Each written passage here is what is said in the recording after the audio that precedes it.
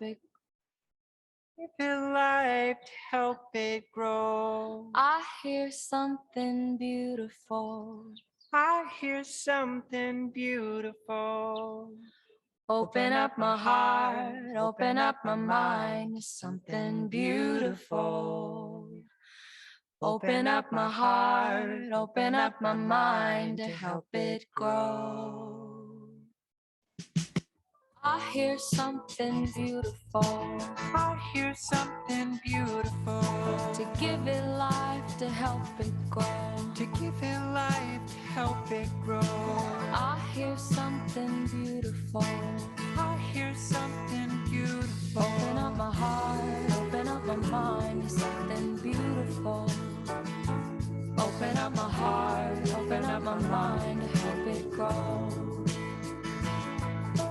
Everyone, everywhere, yes, it matters if you care. The future is built in the here and now. It takes a village to grow a great person. The fruits of great gardens grow when we nurture soul. We all have a role to play. We've gotta light the way. Take care of the kids today. Someday they'll join us and say, I hear something beautiful. I hear something beautiful. To give it life, to help it grow. To give it life, to help it grow. I hear something beautiful. I hear something beautiful. Open up my heart, open up my mind to something beautiful. Open up my heart, open up my mind to help it grow. One step, Along on our journey. one step, Along on our journey. one step, Along on our journey beneath the sun. one step, Like the first step a child takes. one Then step, 2 and 3 and then they're on their way one step, towards a life that will be all their own. We can help them build a home. one step, As community we will rise with the hope that we can hold on high. one step. The simple beauty of a child. We all have a role to play. We've gotta light the way. Take care of the kids today. Someday they'll join us and say, I hear something beautiful. I hear something beautiful. To give it life, to help it grow. To give it life, to help it grow. I hear something beautiful. I hear something beautiful. Open up my heart, open up my mind to something beautiful. Open up my heart, open up my mind to help it grow. Open up my heart, open up my mind to something beautiful. Open up my heart, open up my mind to help it grow.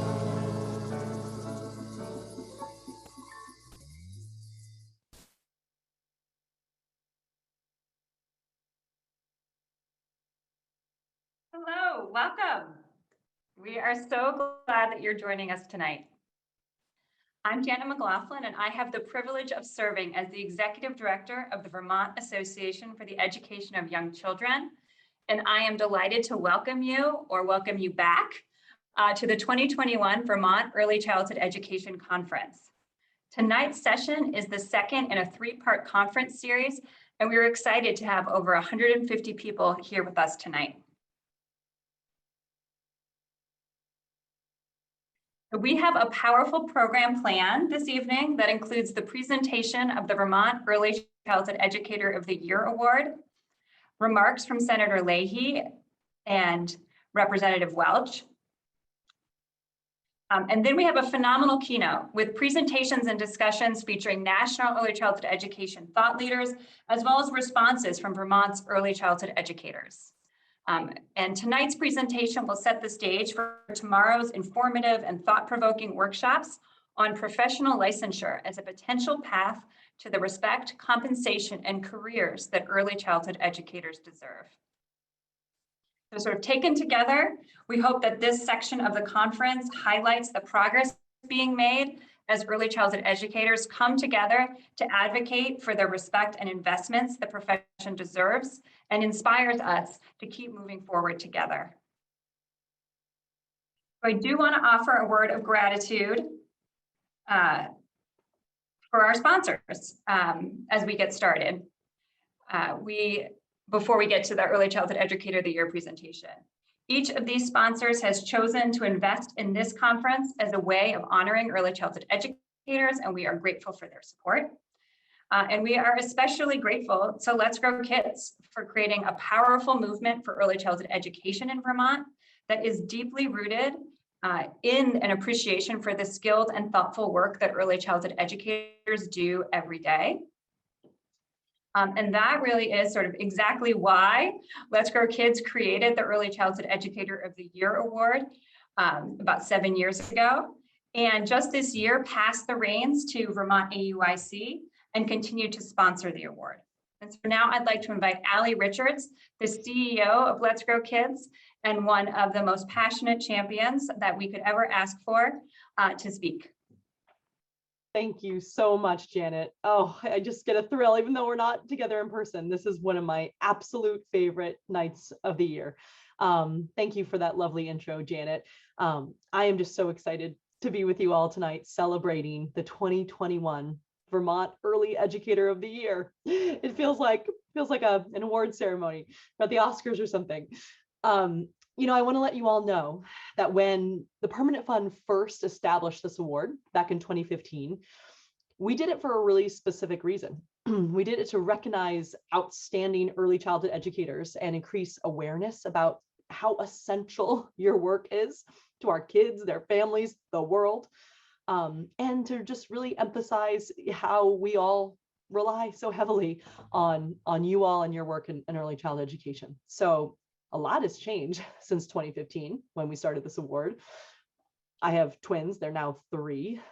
It's just crazy to think about that. Global pandemic, things that we've all certainly felt deeply. And one thing that has been thrilling to see change are the attitudes in our society. We've seen people really sort of wake up to some essential truths that the pandemic really helped expose.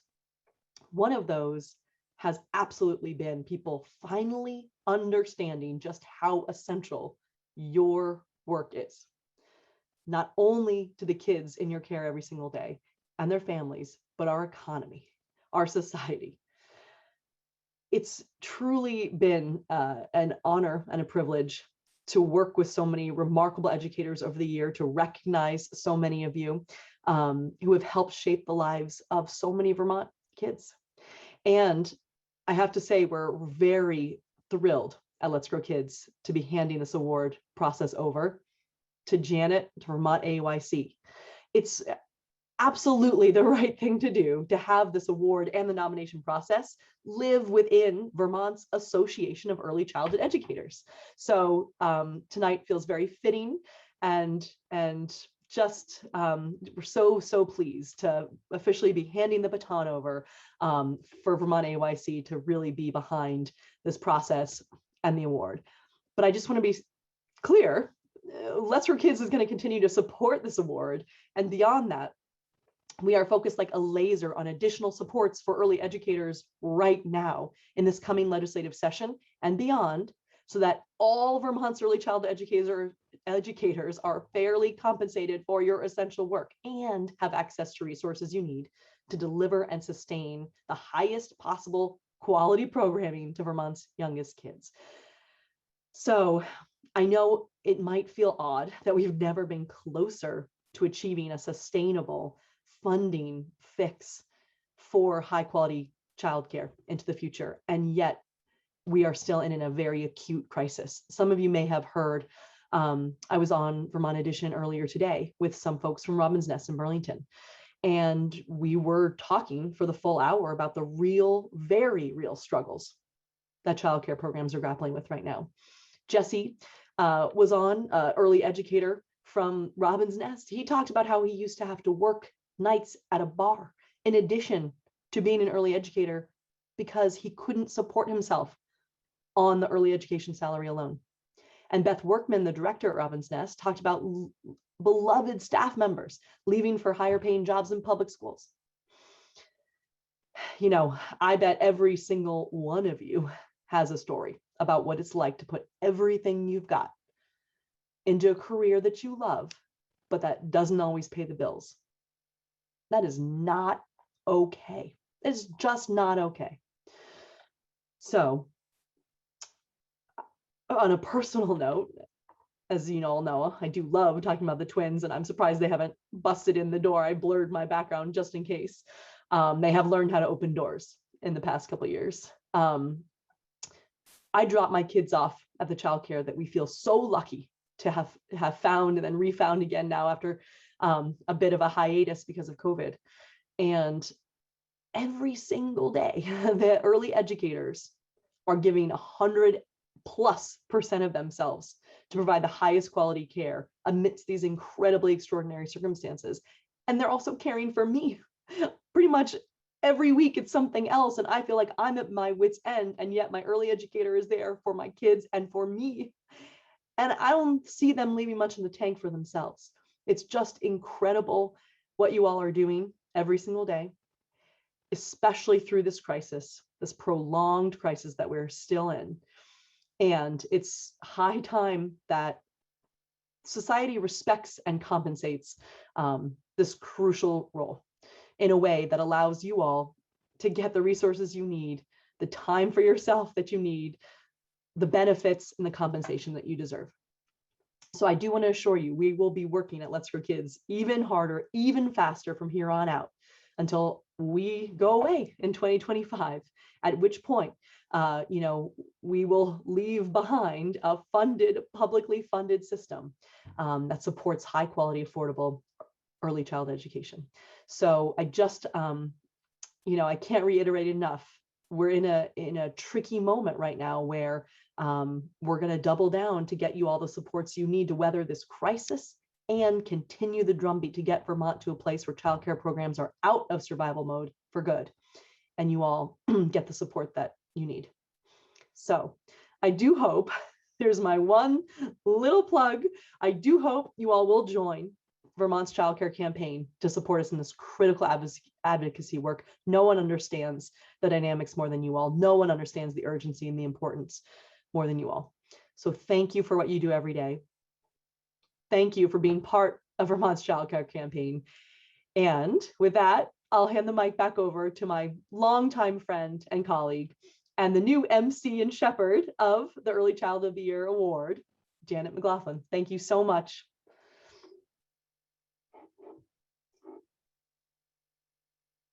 Thank you, Callie. It is always a pleasure to share a screen with you and to tag team with you. You're right. We are in this moment where we have sometimes these low lows and we have these, super high highs.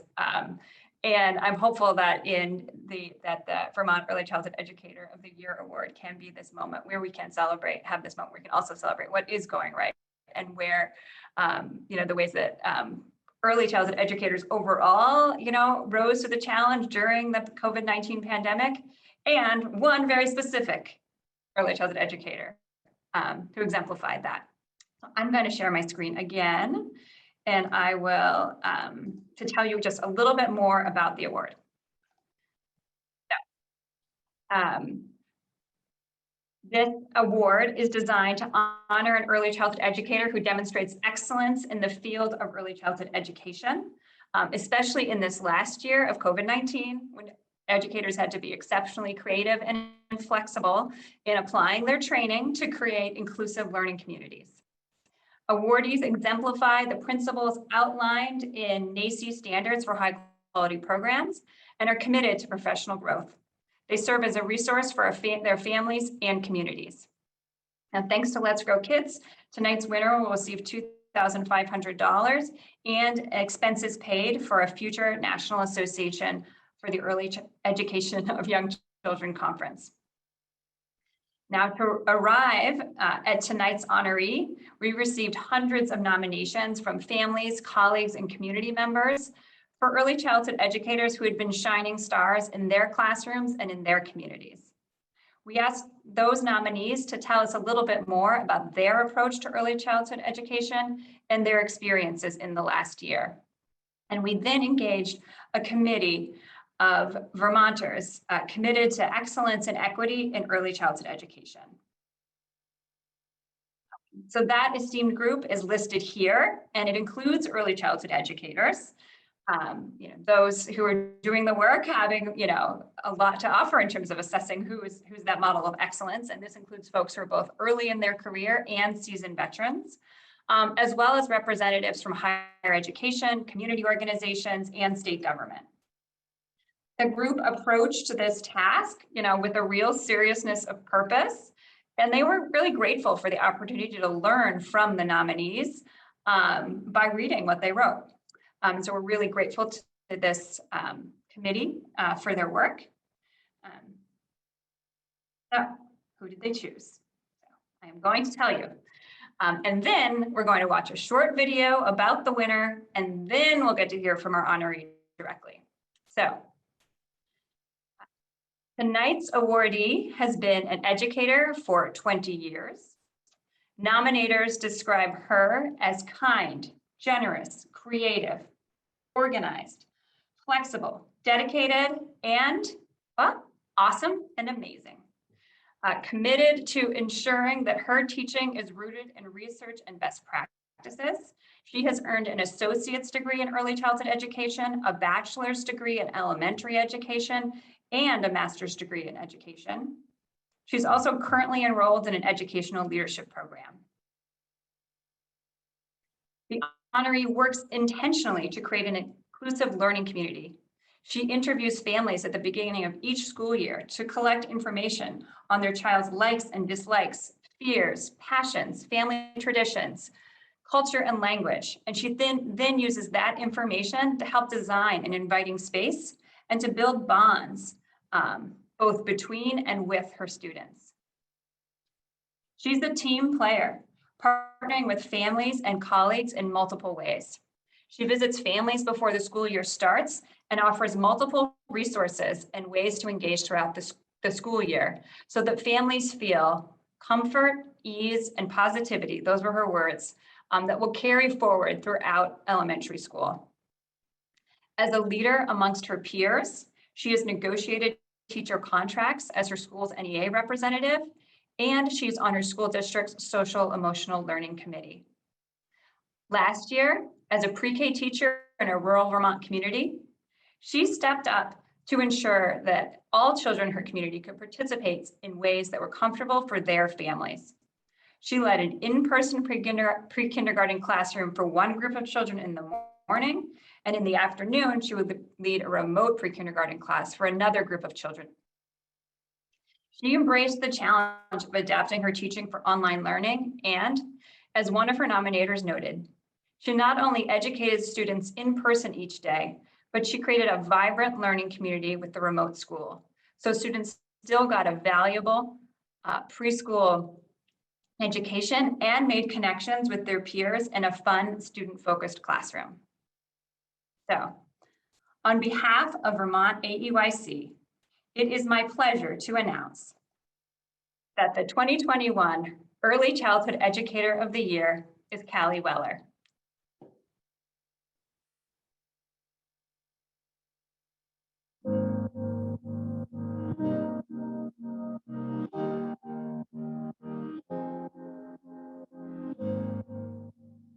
My name is Callie Weller, and I teach preschool at Callis Elementary School. It's a mixed 3-4 program. I love that the program is part of the elementary school because it gives kids an opportunity to have a really great start to this building. It's fun. Preschool is fun. We do a lot of work in the first 6 weeks about who we are as individuals, but also how we are all the same people. We're people with feelings, right? Really think that that's an important building block for my kiddos. I see so much caring in my students when they realize that so-and-so maybe doesn't look like them, and maybe can't reach something that they can reach or can't do something that they can do, and they can step up to help that kid because they care about them. Play is how they learn. It's how they explore their world, and getting puzzling questions and figuring out why things are doing what they're doing or why they're not doing what they're doing, even their friends, right, is all part of learning for them. I could tell you about remote learning forever and a day. The reason that I did it, I guess, is because I was able to. When we started up again in the fall of 2020, our district decided that they were going to offer remote school or in-person school to all of our families across the district. And we decided I could do 11 in this room safely in person. And then I would take the rest of the 15 remote learners for an entire district and teach them online. Before school even started, I spent a day going around and doing driveway visits for about a half hour with each family. And we just met outside. I got a chance to see each child's face. They got a chance to see mine. I did 3 to 4 videos a day and posted them. I drove packets of papers around to houses on my day off on Fridays. We started our day with a meeting and we moved a lot. There wasn't a lot of sitting. It was a lot of sharing. It was a lot of learning through the computer, like go out and find something that's shaped like a circle. Who can find something shaped like a circle? Bring it back. What do you have? During the remote and in-person learning, for a lot of teachers, there was a lot of extra work. I had a lot of help. We all just lifted really heavily together. It's tricky, right? I think the trickiest part of it is balance. How do we get all families what they need and what they deserve? Because all kids deserve a really good start. There are so many people like me doing this thing every day and loving this job every day and working so hard every day. Kids deserve really excited teachers who want to be here every day and help them explore their world and learn about it. You have to love what you do.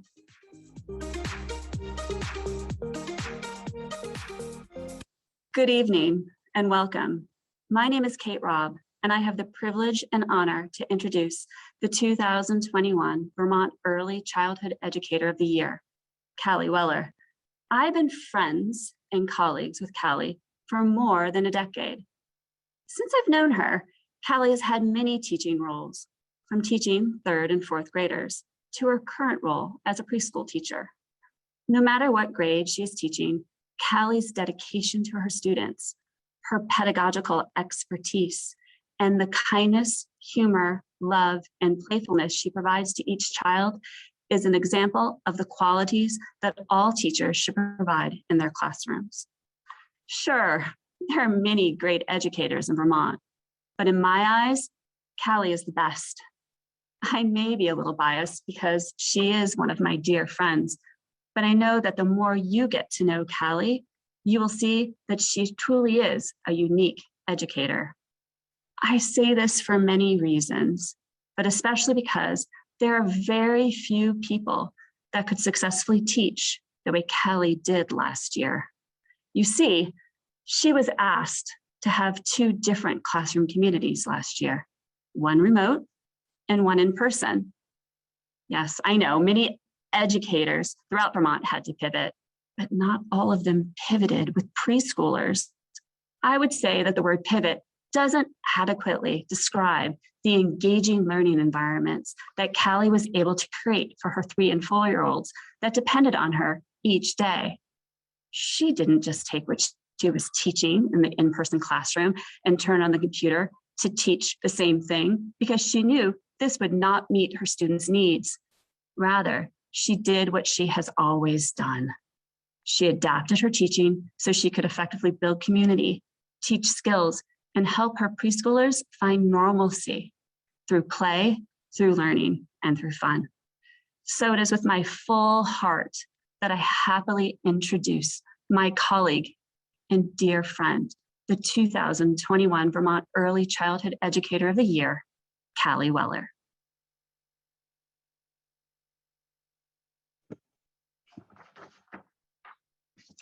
Hi, I'm shocked and honored that Kate introduced me with all those kind words.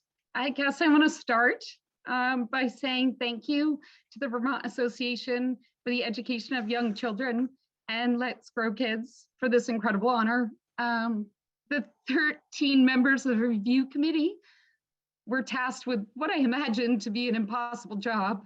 The early childhood teaching community in Vermont is full of amazing, hardworking individuals who deserve to be recognized.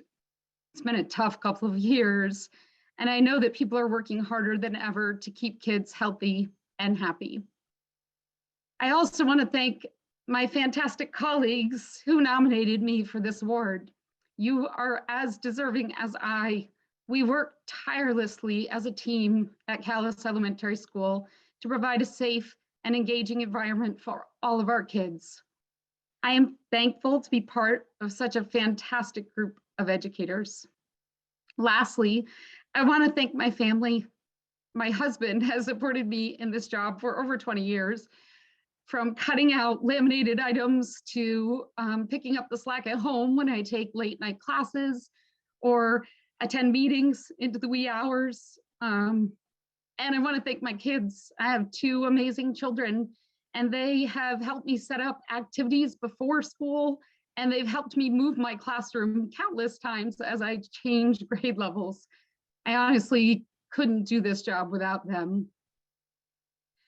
And I want to say to all of the early childhood educators out there that as we continue to educate through these uncertain times, it's important to remember that we are an important constant in our students' lives.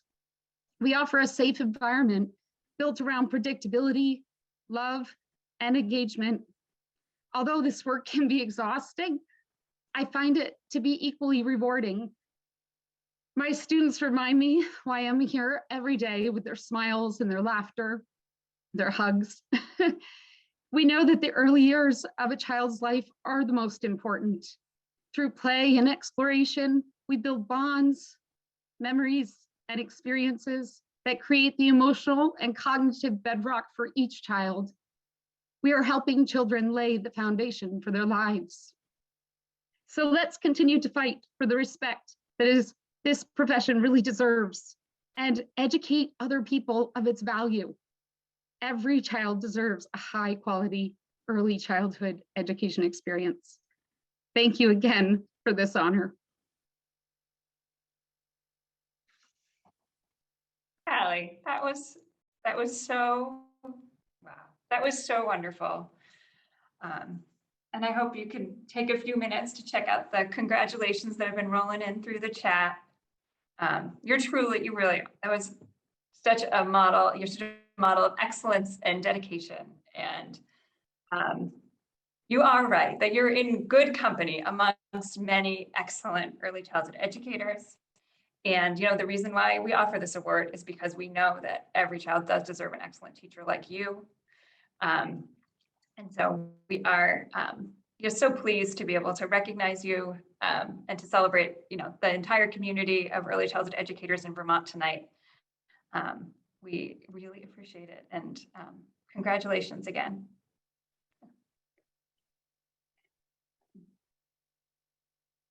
That was fun. So next up, we're going to hear from Senator Leahy and Representative Welch. They may not make us cry, but they will be thoughtful remarks still. As I am sure you all know, the Build Back Better bill is being debated in Congress right now, and it includes historic and transformative investments in early childhood education. And while Senator Sanders was not able to record remarks, his team does want you to know he is fighting hard for early childhood educators and working families because he knows these investments are what's needed. But we do have remarks from Senator Leahy and Representative Welch, and we'll hear those now.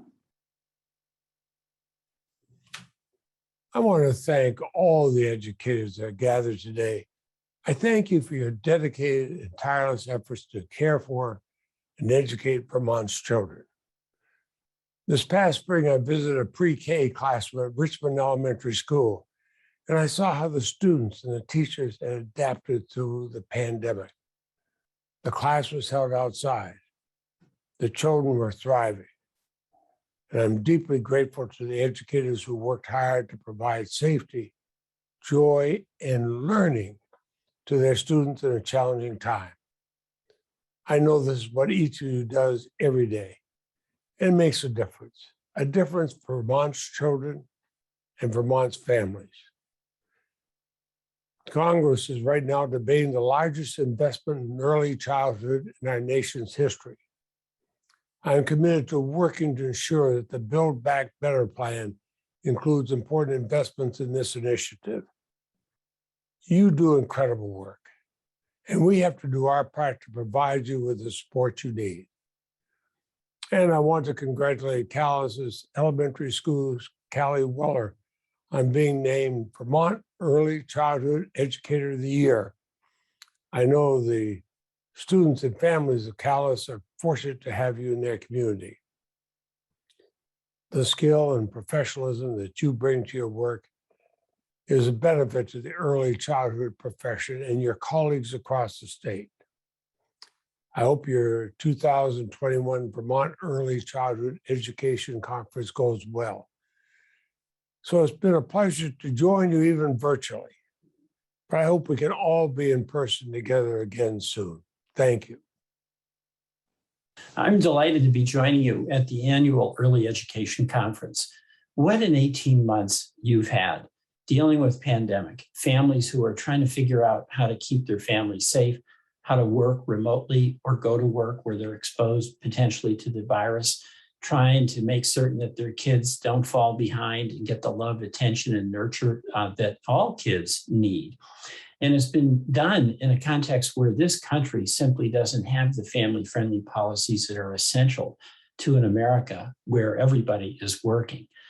You know, the Build Back Better agenda incorporates so many of the policies that you all have been advocating for years. They're simple, they're straightforward, and they're absolutely essential. The child tax credit eases some of that financial pressure on families with young children. The commitment in Build Back Better to universal pre-K and to childcare, where the cost is not more than 7% of a family's income. The home care that's essential for adults. These are some of the policies that you've been advocating for, and now we have a shot at getting passed in Washington. It's tight with the 50-50 Senate and about a 3-vote margin in the House. But these things, when you ask whether you're a Republican or Democratic family, every family needs childcare. Every family can use the help with the child tax credit. This is really good for all of us as families, and it can help bring us together. So the work you're doing, it's more important than ever, and we've got to keep at it to get these policies in place so you can be successful back here doing your good work in Vermont. Finally, I want to acknowledge Callie Weller, the pre-K Educator of the Year at Calais Elementary School. What an accomplishment, what a service. Callie, congratulations, you make us proud.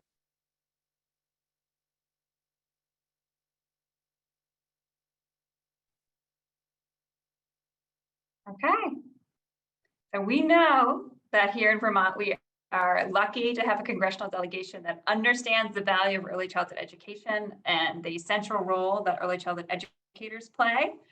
And they do also need to continue to hear from all of you that the current lack of investment is impacting kids, families, and educators every day. So we know that they get it, and we need to make sure it is top of mind. So I hope you will be in touch with them, especially after you hear tonight's discussion, because while we need immediate action, we also need to keep thinking systematically and long-term in order to build a well-prepared and compensated early childhood education workforce. So now to tonight's plenary, it's titled All Together Now, Progress and Promise in Advancing Early Childhood Education as a Profession. And we have assembled a dream team of speakers to help inform, inspire, and challenge us to think deeply about the future of early childhood education in Vermont and the centrality of early childhood educators in that vision. As a community, we really started to explore this topic 3 years ago at this conference with a presentation from one of tonight's speakers, Marica Cox Mitchell.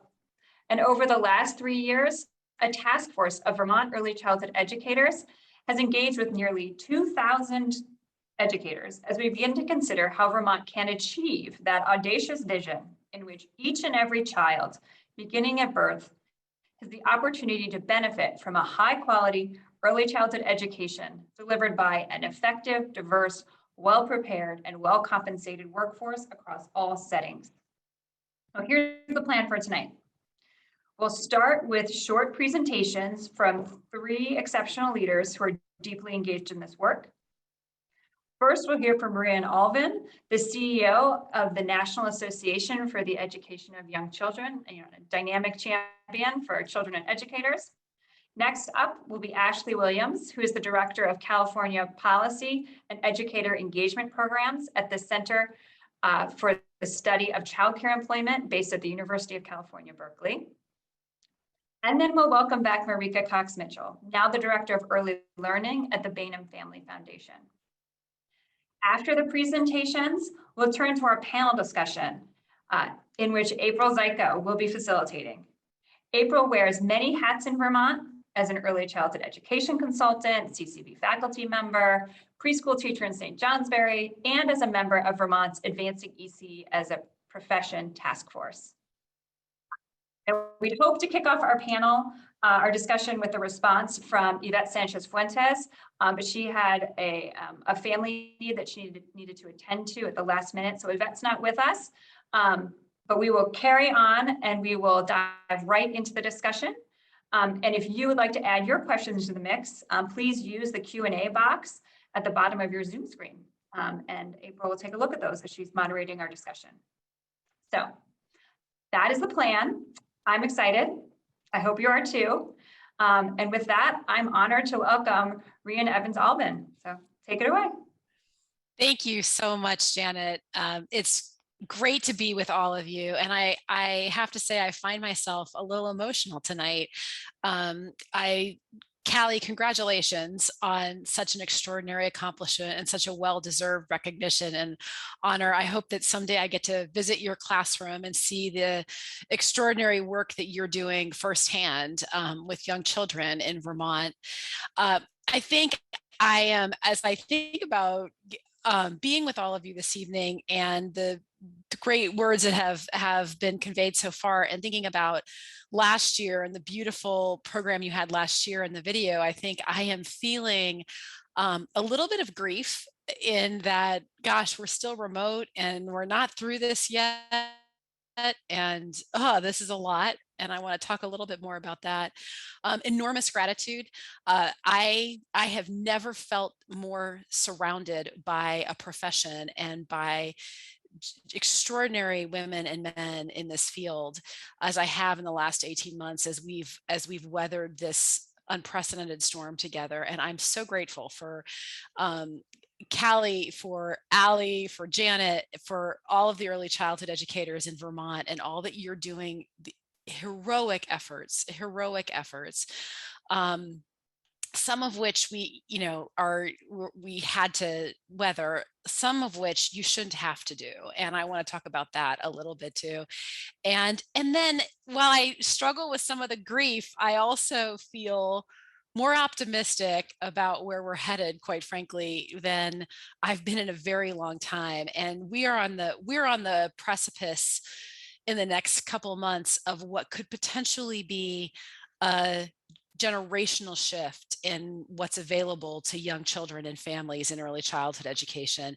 And so to hold all of those emotions together, I want to share a few thoughts with you tonight. And I'm so grateful again for the invitation to be here. I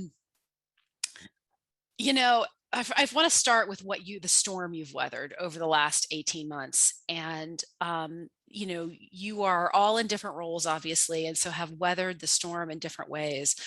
But as I think about my experience, and I think about what it means to lead into, you know, it's easy to lead when things are going well. It's a little trickier to lead when you have a global pandemic. And when I think about my experience and what I've watched my team experience at NAEYC, and as we go through all of this, it has been like nothing I've ever experienced before.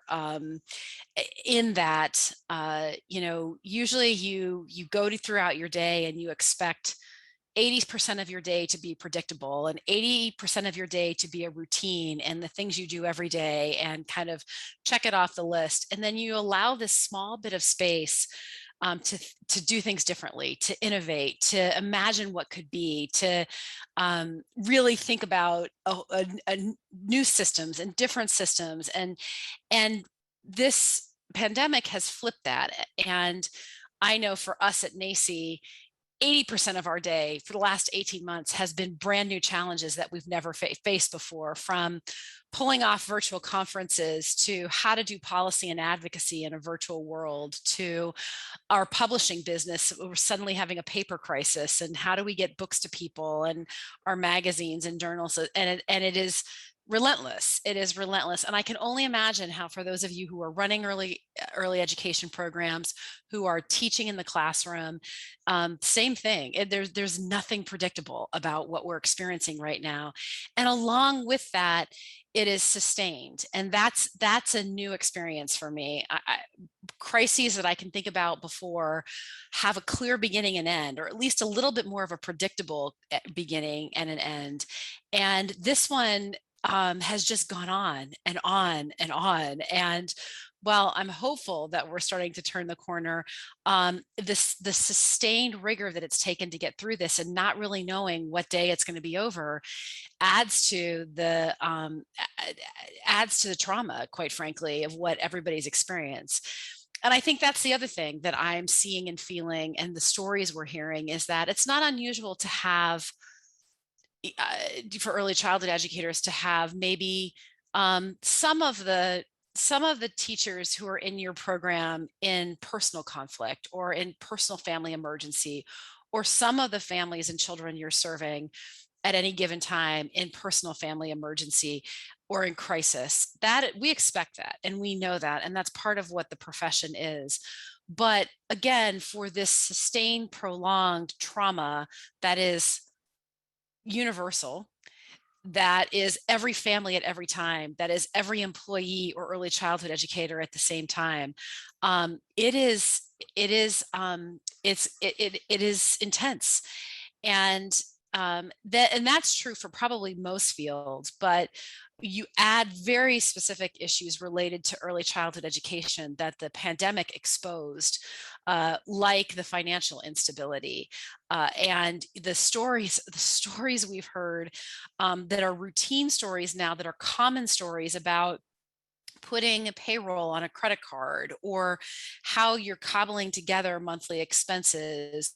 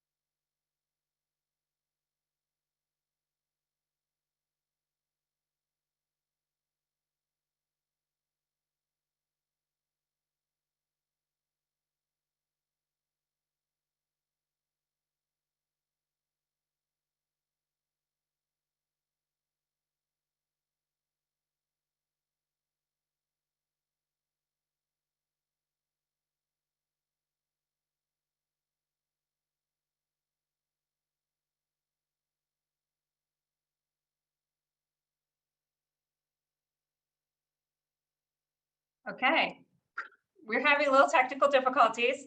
If you can just hang on for just 1 minute, we will just give us 1 more minute, and we will see if Rhian is back just in the next 60 seconds or so. And if not, I think we may have to turn to Ashley, if you're still with us, a little early, and we'll come back to Rhian when she's set. So give it just one minute while we see if we can get Rhian back sooner than later.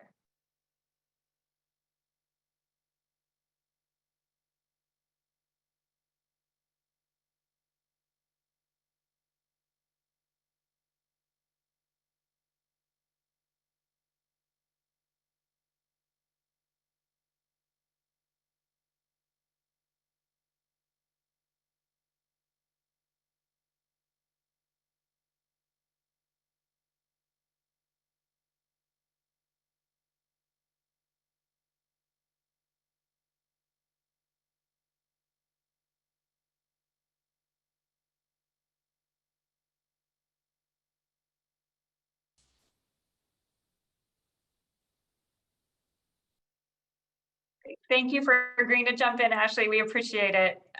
And we will hopefully get Rhian back in just a little bit. Absolutely, no problem. Thank you, Janet. And thank you for having me here today. And I'll go ahead and, oh, Rhian is back. So I will go ahead and mute and turn off my video so Rhian can hop back in. I'm happy to wait too. Can you hear me okay? Thank you. Yes, we can hear you fine, Rhian. And I think you were just making a point about how you have to like manage crises and there's unexpected things that happen all the time was sort of the point you were making. So here we are. And I'm happy to concede to Ashley too. No, go ahead. She hadn't started yet. If you're ready to. Yeah. Sure. I'm so sorry. All of a sudden I'm like, I think I'm talking to myself. So anyway, you know, as we've weathered this storm, we on the why is there optimism? Why is there optimism? We have had 3 rounds of federal funding in the last 18 months. 3.5 million in the CARES Act, and then CRESA last December, and then with the funds in March with $50 billion. So on the one hand, this is an existential crisis none of us want to be in.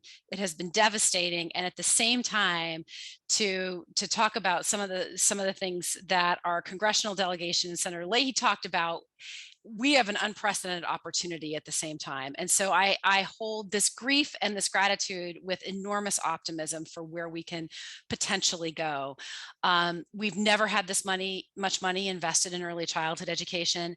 We have heard how the money has saved centers, has repaid debt and loans, has provided bonuses, which are a good temporary approach. They're not a good permanent solution.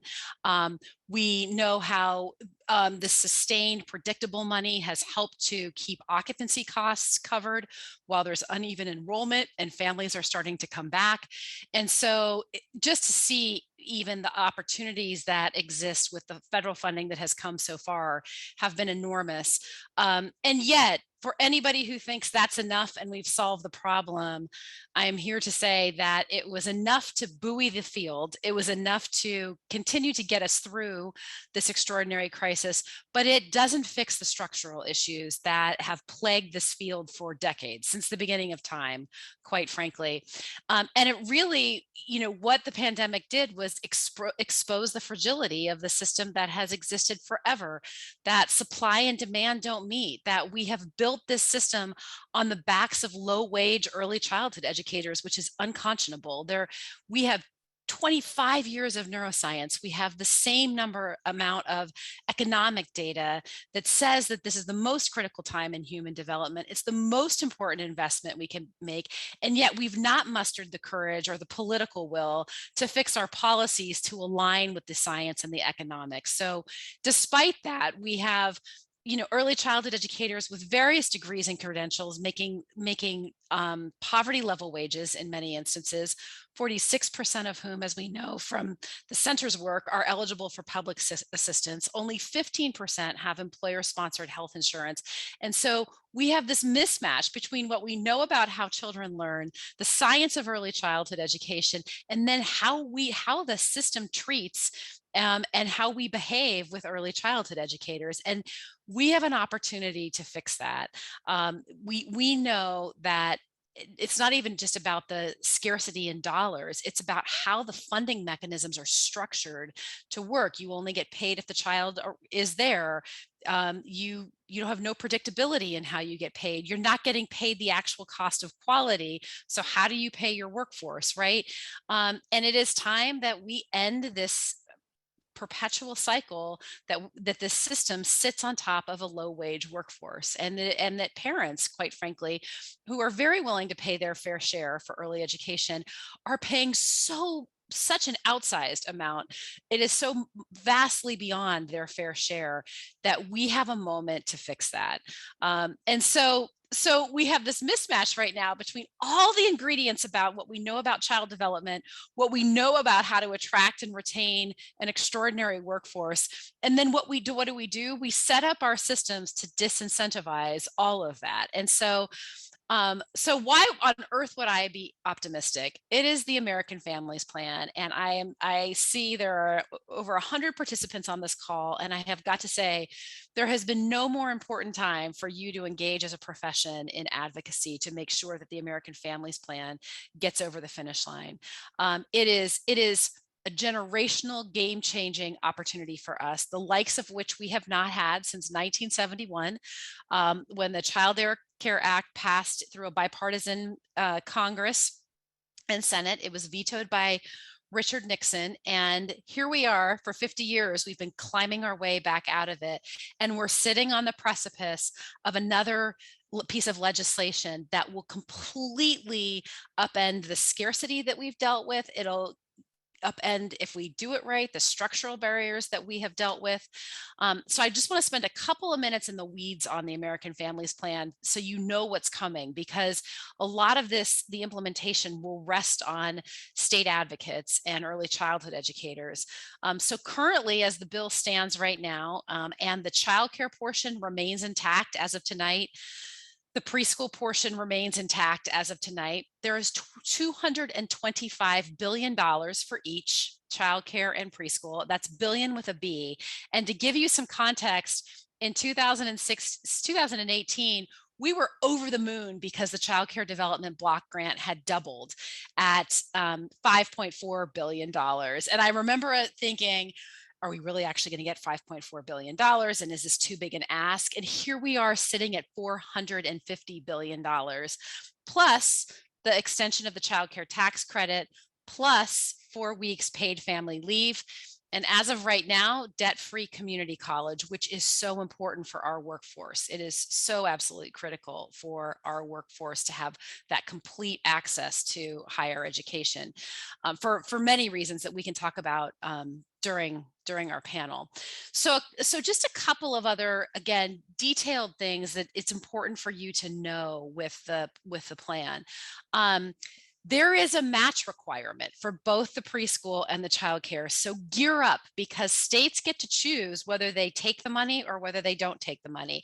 And I am hoping that Vermont is all in on both the childcare portion and the preschool portion. It is extraordinarily important that those two pieces go together, because otherwise we further a bifurcated system where infants and toddlers get something different than 3 and 4-year-olds.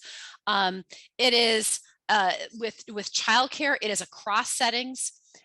There's a requirement that it goes to licensed settings. It gives 3 years ramp up for centers to be licensed. That includes family childcare homes. There's a strong emphasis on quality and how to define quality. We will be, if this passes, we will be done with market rates. The floor is to pay for the actual cost of care, not this kind of mismatched math on market rates. So that is really exciting. On the pre-K side, it is going to be administered out of the Department of Health and Human Services with support from the Department of Education. The pre-K is required to be a mixed delivery system. and to collaborate with Head Start. The pre-K portion also requires matches. So states get to decide if they're going to draw down the money or not. And the child care match is 90% federal, 10% state. And the pre-K match starts out at 100% federal and then goes to 60% federal, 40% state over time. So again, a little bit in the details of the policy, but it is really important to understand this and to be well versed in how this goes. The child care goes up to 200% for families up to 200% of the federal poverty level, in essence, are eligible. Universal preschool, it's an entitlement, so it is not an income eligibility at all. It caps family payments at 7% of their income, which is really important to make it affordable.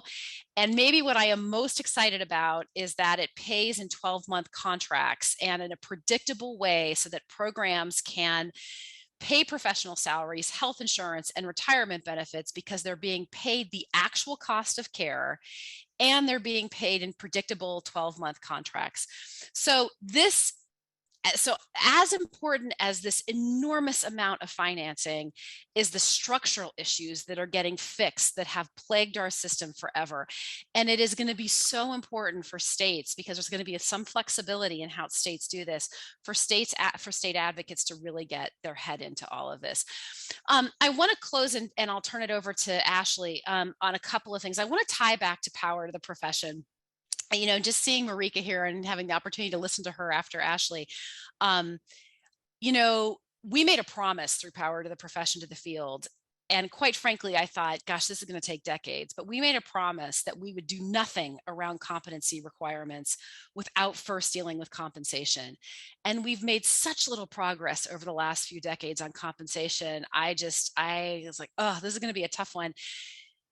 American Families Plan completely changes that. We have an opportunity that we will never get back to be able to fix these compensation issues, and therefore to have the language of the unifying framework, to have it spelled out, to have the model legislation ready to go, to have the bullets that talk about what higher education reform looks like.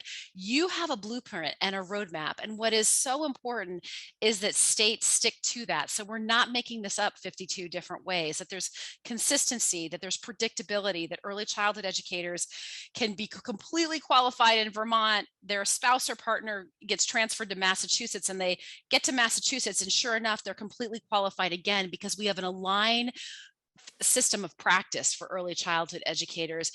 And to think that we've kind of been able to cut off the timeline and have this moment where the money is actually there. I want to end with just a charge to you.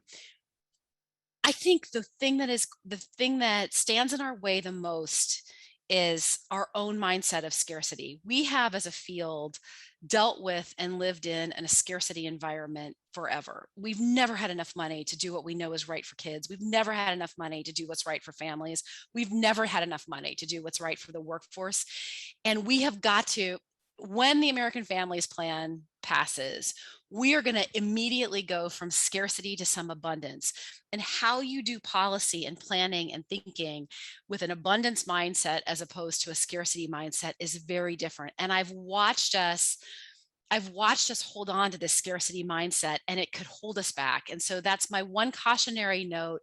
Think about let yourself dream, let yourself fully lean into what this legislation can do for the field. And the second thing is, again, there's a ton of flexibilities for states to choose to take this, to not take it, how to structure it. This has to be a bipartisan, all-in effort, state by state by state. You have the playbook with the unifying framework, with the model legislation. The higher education agenda is in there. The standards and competencies are there. It's all there. We're finally at implementation, which is a great place to be. And I'm thrilled that from the beginning, we have always said we have our eye on Vermont for all sorts of reasons that we've talked about. We have our eye on Vermont, and that has not changed. So I look forward, and I know everybody at NAEYC looks forward to partnering with all of you to make sure that Vermont Vermont is out in front in how you set up your systems to ensure that every single early childhood educator in your state has professional salaries, health insurance, retirement benefits, and every single child has access to high quality care. And with that, I will turn it over to Ashley. Thank you so much, Rhian. And I believe everyone should be able to see my slides as well.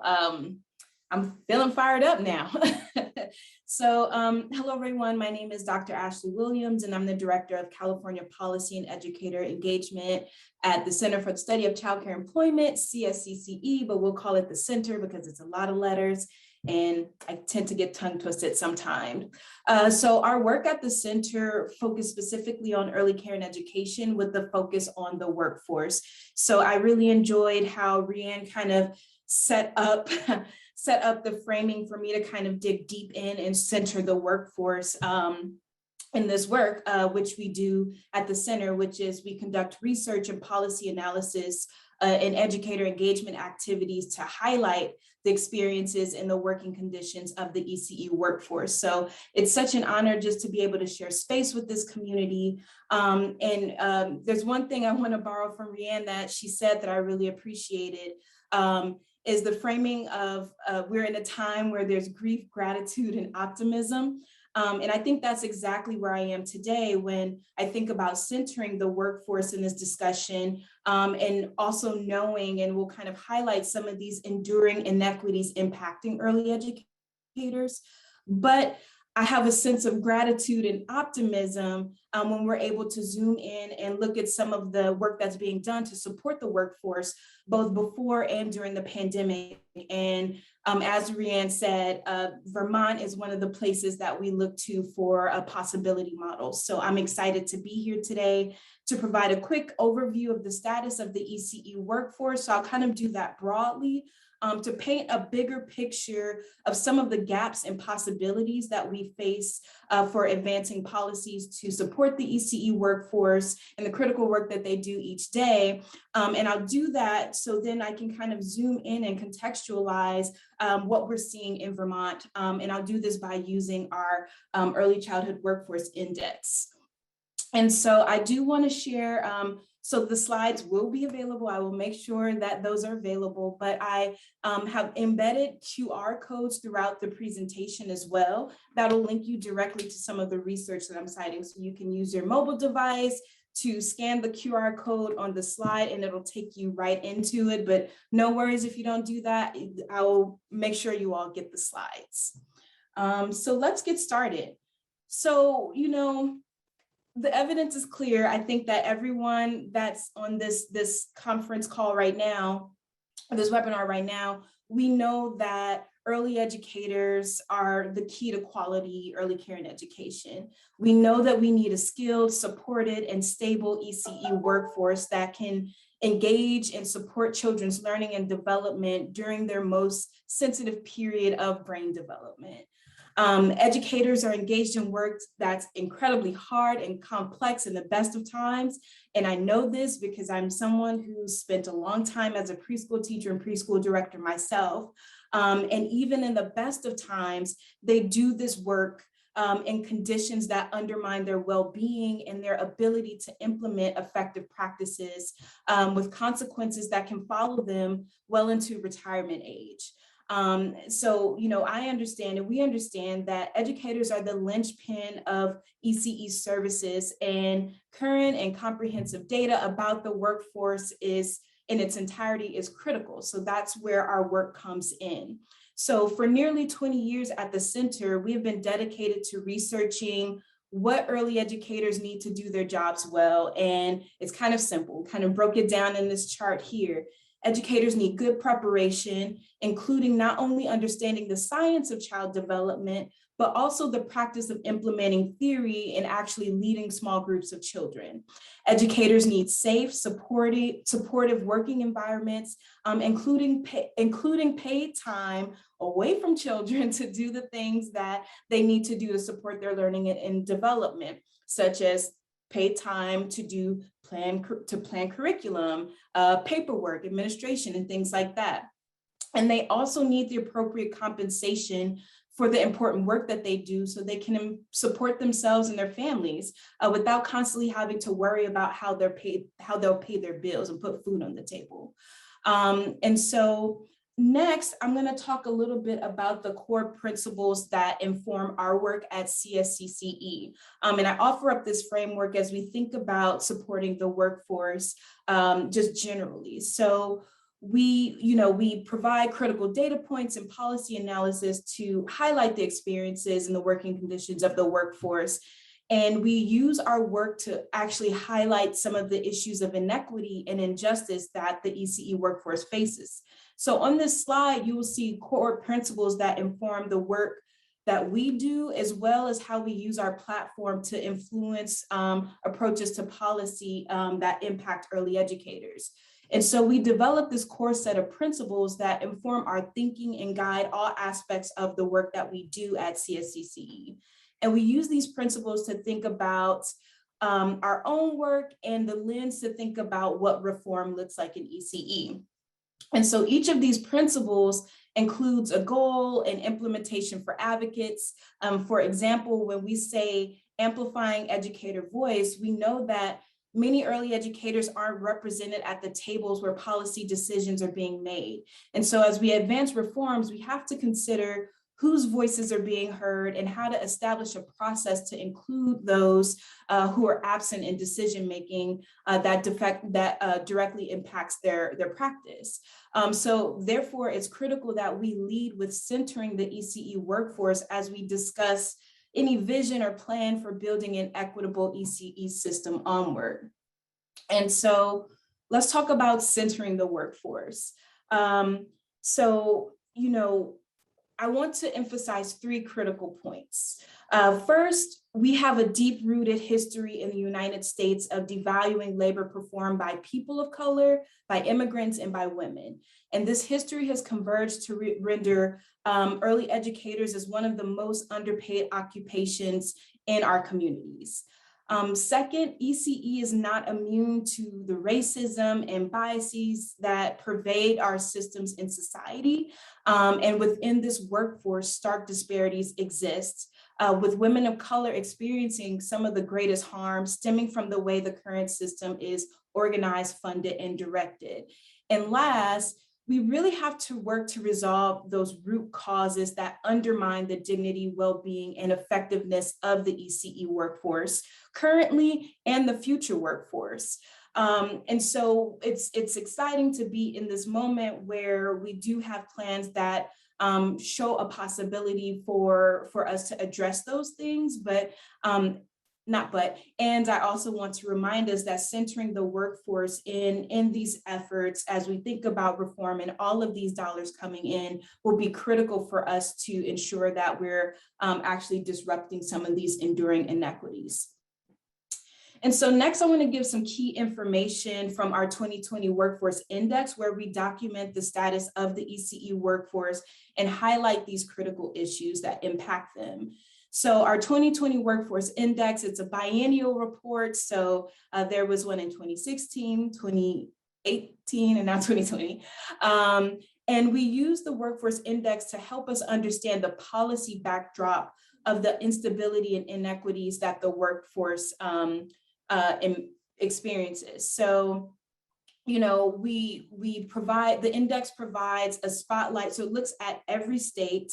And in this particular index, we looked at state responses to the pandemic. This is an area where we saw Vermont really shining as well due to the pandemic response and what they did for the workforce in the state. We look at state progress on workforce policies, as well as looking at an analysis of living wages and poverty rates among the ECE workforce.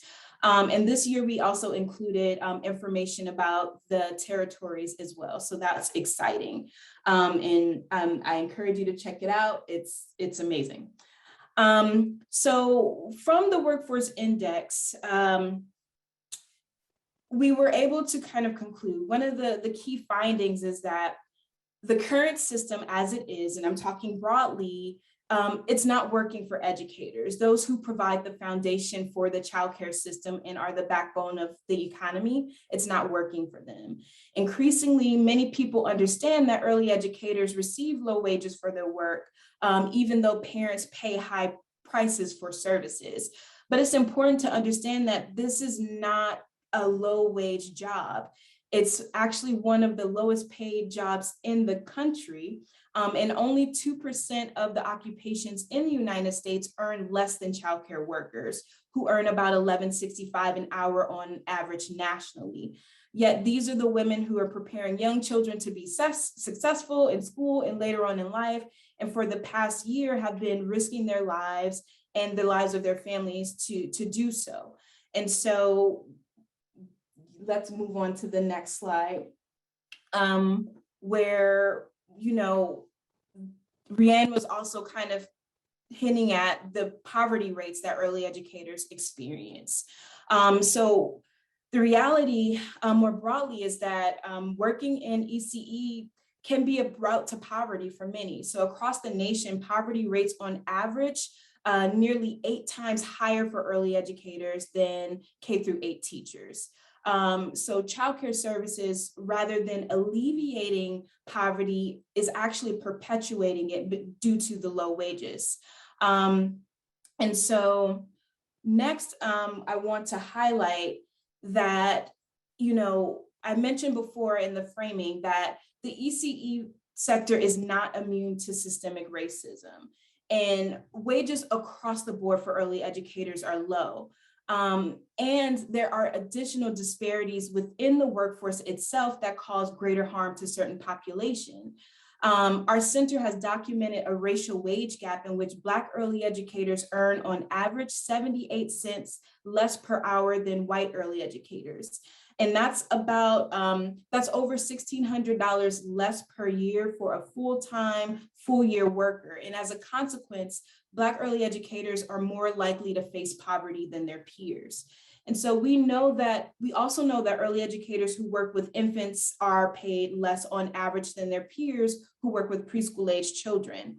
And so, you know, when we think about this intersection, we also see that Black educators are also disproportionately affected by this wage penalty because for teaching younger children, because a higher proportion, so 52% of Black early educators serve infants and toddlers compared to other educators in general at 43%.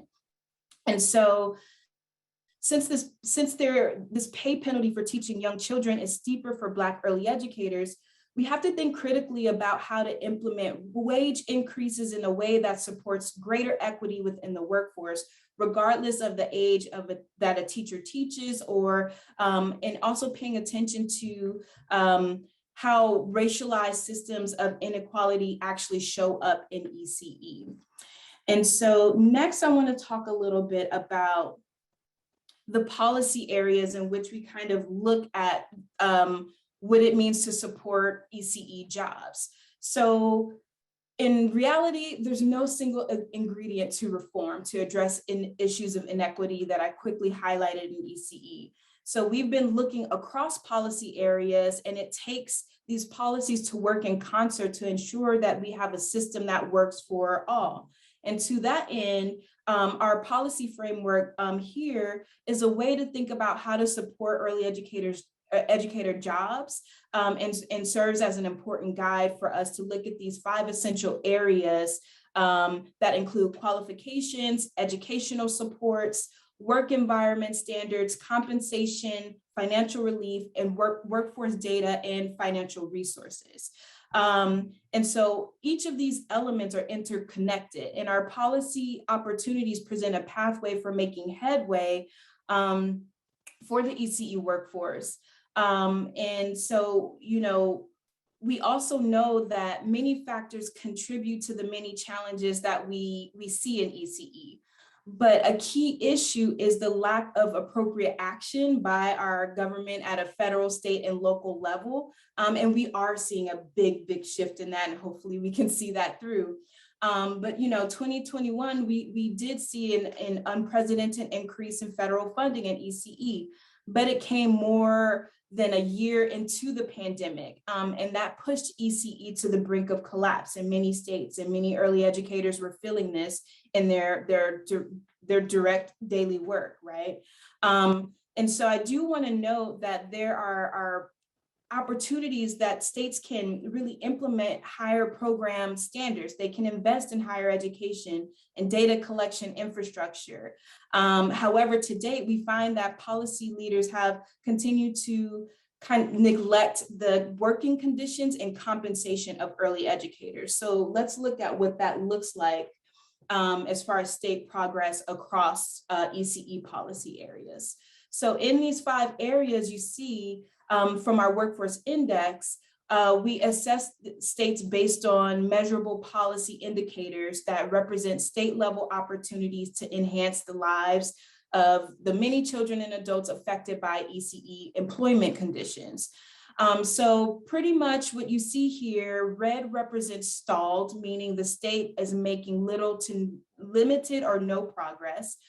Yellow means the state is making partial progress, or green means the state is taking action and advancing promising policies.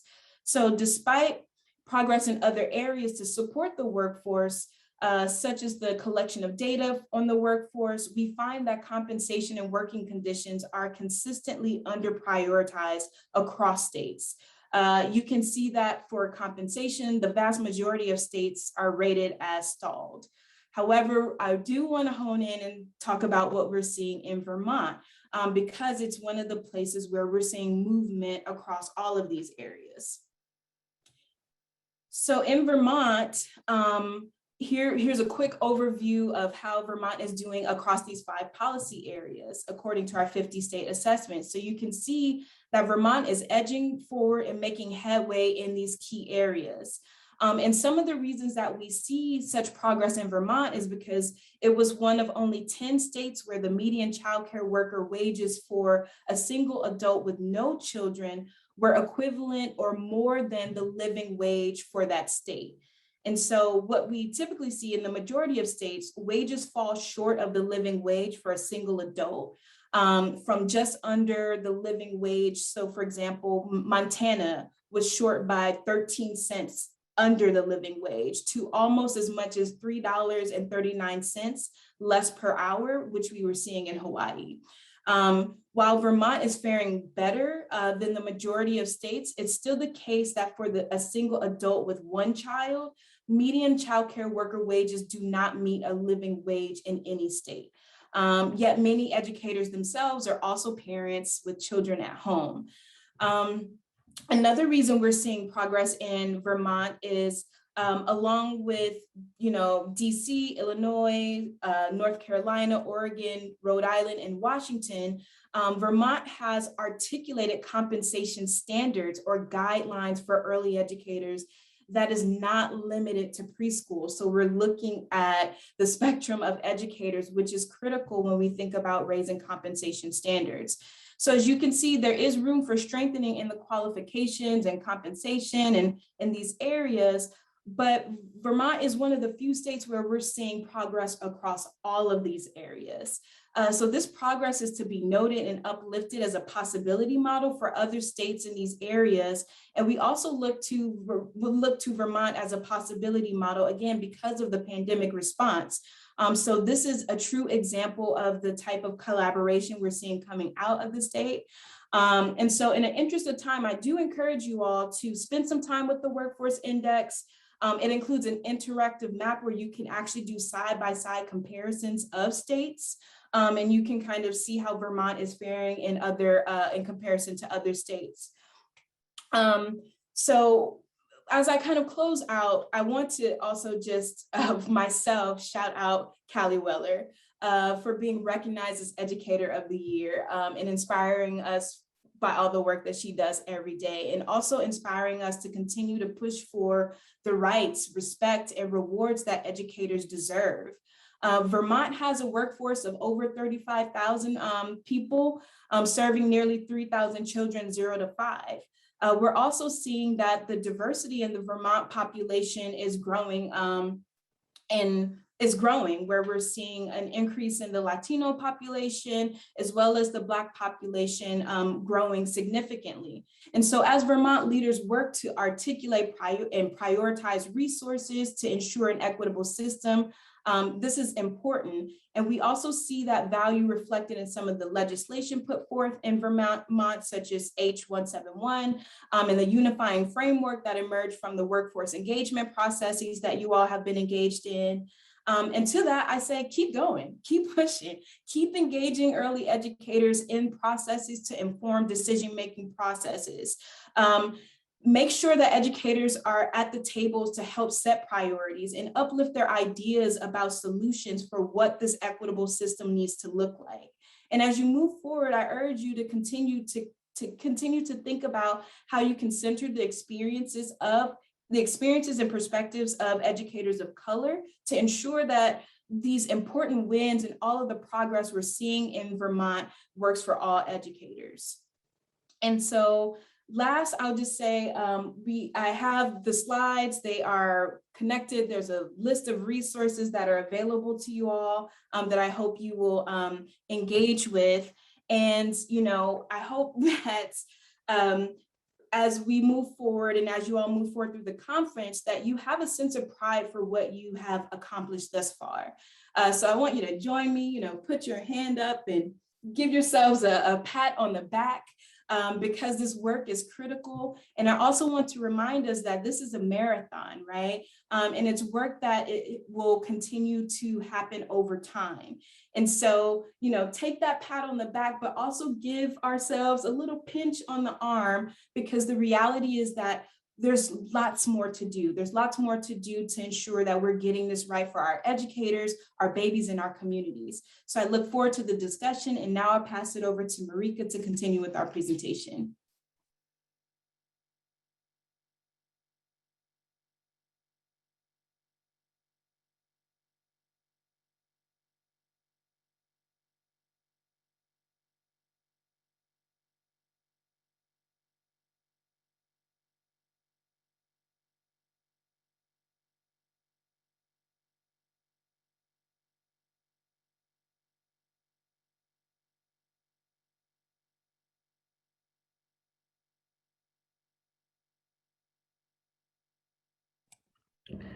Good evening, everyone. Thank you so much for having me be a part of this wonderful conversation. Always great to be in Vermont. And my dad always tells me, remind them that I went to school in Vermont. So in many ways, Vermont is a special place for us in our family, because my papa spent many years in Vermont attending boarding school. So as Ashley and Rhian mentioned, this is a unique moment in history. The early childhood education profession will definitely study this moment in time. I imagine that those earning CDAs or associate's degree or bachelor's degree 20, 30 years from now will be studying 2020 and 2021, because again, it's a very pivotal moment in early childhood history.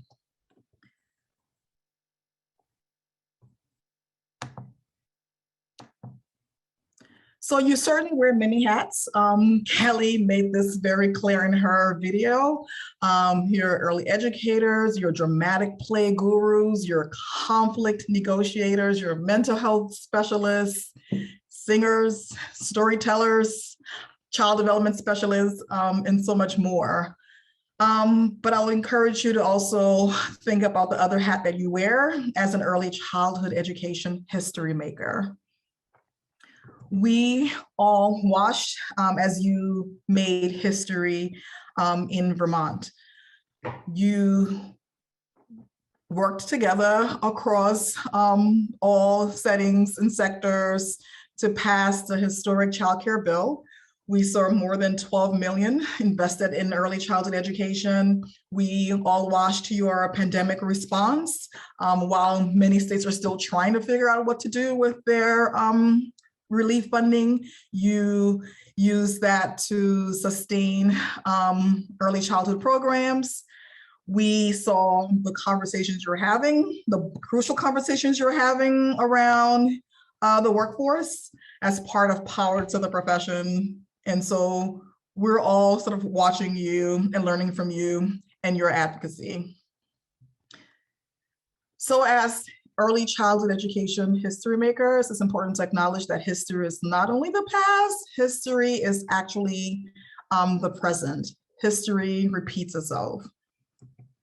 And looking at early childhood history, we see that historically, major investments in childcare really came as a result of a crisis. I mean, we'll definitely want to think that we were just great human beings, but the reality is a lot of the gains we have in early childhood education or childcare came as a result of a crisis. For example, in 1940, World War II caused a major labor shortage. Sounds familiar? In 1940, more women had to enter the workforce because men were at war. And as a result, we saw a significant increase in affordable and high quality childcare. Similarly so, we saw that again in 1964 with the Economic Opportunity Act. There was a poverty crisis. And as a result, we saw significant investments in Head Start program. Actually, that was when the federal Head Start program was established. So here's the historical pattern. A crisis occurs, public awareness and public conversation increases, public funding increase. So we're certainly, let's go through the checklist. Crisis, check. We're experiencing a public health crisis due to the COVID-19 pandemic. We're seeing increased public attention. It is amazing how every newspaper you pick up, every radio station you listen to, there's definitely commentary about the early childhood education crisis. I think it's important to note that the conversation is specifically about the early childhood education profession. So it's not just about childcare as a whole, but many times the conversation focuses specifically on the compensation and well-being of early childhood educators. Most times, early childhood educators aren't even in the room. We have economists, child development specialists, health officials, all talking about the important business leaders, all talking about the importance of early childhood education, again, and specifically your work as early childhood educators. So public crisis, check. Public attention, check. And now we're seeing increased conversations about significant and sustainable public investments in childcare. Again, history is the present. So keep your history making hat on, take naps, but stay woke. In this historical moment, you will be called upon to reimagine and build a better childcare system. Your expertise is needed at this moment. As Ashley mentioned, we must center solutions around the workforce. So you hear lots of conversations nationally as well as conversations in Vermont, where you will be called upon to reimagine and add your voice and expertise to the plans that are being made to create a new, more equitable, effective childcare system. So all together now, I think there's sort of like 3 critical areas when you come to the table and put your early childhood education history maker hat on that needs a specific attention. I would say around public funding and compensation. I think we must be unapologetic about how much quality early childhood education costs, and that has to include salary and benefits. Salary and benefits cannot be sort of an add-on later conversation. It is part of the conversations we're having now. Gift cards, being called an essential worker, and pizza Fridays are nice, but they're not sufficient. Compensation must be comparable across all settings. You know, as Ashley mentioned in the report, there's no state making headway on compensation. And so we must tighten up and be very clear that any conversations, any plans to build back a better childcare system has to unapologetically include comparable compensation. And I think there are times where we tend to splinter across settings where, you know, educators are like, well, you know, I'm a Head Start teacher, I'm an early Head Start teacher, I'm a home-based provider, I work in a center, I work in a preschool program, in an elementary school, I work in a charter school. This is time for us to stay united. While settings can be important, our compensation ask should not waver based on setting. We learn a lot from looking at other professions. We see that in the nursing profession, where nurses have comparable compensation across settings. You will rarely hear a nurse describe themselves based on their funding stream or setting necessarily. You will never hear a nurse, for example, say, I'm a hospital nurse, well, I'm a community clinic nurse, or I'm a Blue Cross Blue Shield nurse, I'm a Medicaid nurse. So settings, the source of the funding is not the center of the profession's identity. Similarly, so we're all early educators and we demand comparable compensation regardless of where we work. Along the lines of public funding, a relatively simple question is going to be, so who exactly is an early childhood educator? I think it's easy for us to say, yes, we need compensation for the workforce. We need early childhood educators to be comparably compensated. And then when it's time to ask, so who exactly do you mean by early childhood educator? That's when it gets a little complicated. But as you've shown in Vermont, we lean into the complexity and we have those crucial conversations to define who among us is considered an early childhood educator. Is every caregiver, regardless of competence or experience, automatically an early childhood educator? Those are some of the questions we're going to have to answer. Again, all together now. Another one I'll say is this idea of defining quality. I'm sometimes embarrassed, frankly, when I'm in an environment without early educators, folks asking me, really, so how do you define quality in early childhood education? And we pretty much throw out 10, 20 different answers, again, depending on the settings, the funding stream. And so I think it is important for us to be unified in the way in which we define quality. Of course, it has to reflect what we know about child development. But again, learning from other professions, most professions turn to the standards and accreditation systems created by their national professional organizations. Right now, again, we have too many definitions, too many crosswalks, too many tools that, you know, makes the pathway to quality unduly bureaucratic. It's unnecessarily expensive and too confusing to be meaningful. So altogether now, we need to focus on public funding, making sure that includes comparable compensation across all settings. We need to be bold enough to define who an early educator is. We need to also define quality in a way that's unifying, that builds upon professional systems and standards already created. We also need to center equity. Just about everything you absolutely hate about the current childcare system is rooted in a racist, sexist, and or classist policies. The low compensation, I don't have time to unpack all that tonight, but the low compensation, the burden, the cost burden on families, especially women. The childcare system is essentially built on policies that penalize the working woman, because the working woman, and particularly the working white woman, does not belong in the workplace. Certainly, Black and brown women absolutely belong in the workplace, and specifically in low wage positions, but just penalizing women and in sort of both racist and sexist policies is sort of giving us the childcare system we currently have. The limited public funding, again, is rooted in sort of racist, classist, and sexist public policies, as well as the over-policing and the administrative burden that comes with running a childcare program of being an early childhood educator.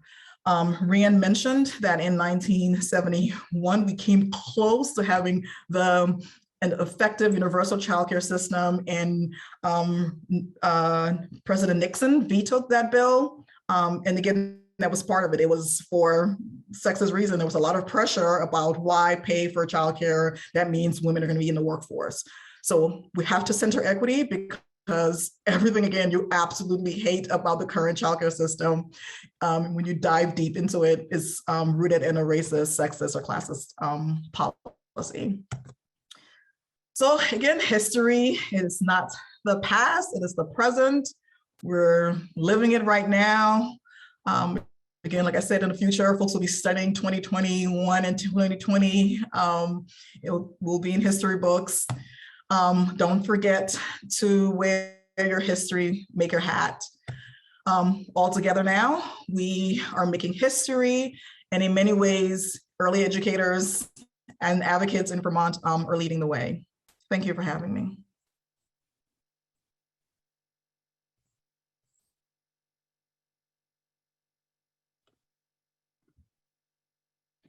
All right. Well, welcome. I'm so excited. What a great night this has been. I really it's wonderful to hear from these voices across our nation. And we know here in Vermont that we've been doing great work, but it's awesome to get together and feel fired up and feel excited about this process. So we're kind of shifting our gears. We've had our keynote speakers present, and now we're going to move into our panel discussion. My name is April Zyko. Many of you know me. I'm a community college faculty member for CCV here in Vermont. I also am a preschool teacher in Bradford, and I lead lots of professional development. So I get to do Zoom all of the time with many of you. So I want to just remind everyone who's a participant, who's an attendee, that we do have a feature on the taskbar at the bottom, the Q&A. And if you click on the Q&A, you can ask questions. You can direct a question to a particular panelist that has already spoken, or you can just ask a general question. So it's pretty quiet over there in the Q&A. So I just want to direct your attention. This is participatory. So I want you to feel free to click on the Q&A and ask questions. But for now, we're going to I think the first question that I wanted to address is for Ashley, actually. What professions should we use for comparison? We've heard comparisons both to teachers and to nurses, and I just wondered if you could chime in on that. Sure. Thank you so much, April, for the question. I think there's always things to learn for other occupations. In my perspective, at the same time, early educators are educators. And the way I understand it, people doing this work, regardless of the education and training level, they require living wages. So anyone working with children full-time shouldn't be worried about feeding their families or experiencing poverty, which is the case, for, early educators, as I've kind of covered in my presentation. And so I think that, from my understanding, when we do look at other professions, we kind of have to take into account and distinguish early educators, as our system just isn't designed or funded in similar ways. So for example, when we look at nursing, there are LVNs, so there are licensed vocational nurses, there are RNs, there are nurse practitioners, and so on and so forth. But they are organized around job responsibility and expectations, and not, for example, the age of patients or funding source. So, if you work for the local Vermont hospital and you're an RN in the pediatric unit, you're not expected to be any less qualified than a nurse who works with older patients, for example. You just have a different specialty. So I think that when we think about other professions, the point I want to hone in on is that organizing is the key. So these other professions, such as nurses and teachers, educators are teachers, but both those spaces they're highly unionized. And I think what's interesting to point out is that they're unionized, and they're coming together to organize about their working conditions, their working standards, and not necessarily defining what their profession is. They're they're coming together to make those demands about what their work and working conditions look like. And so this is what we see in those spaces.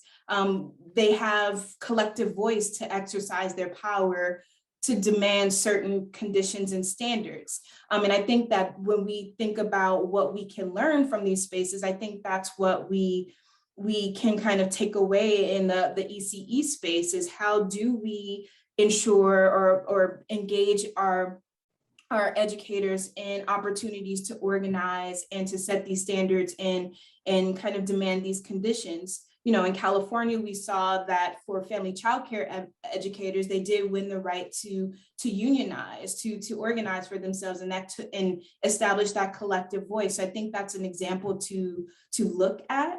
But, you know, I think ultimately, you know, regardless of what profession we look toward for comparison, we have to be working toward establishing that wage floor to be a locally assessed living wage. And I see the question in the chat, I'll answer that in a second. And then scale up from that based on education and training. So we have to be working to ensure that our educators who are showing up to work, doing this work, aren't earning these poverty level wages. Fantastic. And I think I appreciated having the QR code on your slides. That's super slick. I haven't seen that before.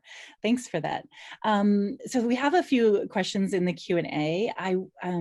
We look like we have a fundraising idea, because it says it's asking Marica, how do I get one of those license plates? So if we can just get your authorization to monetize that, if you don't mind.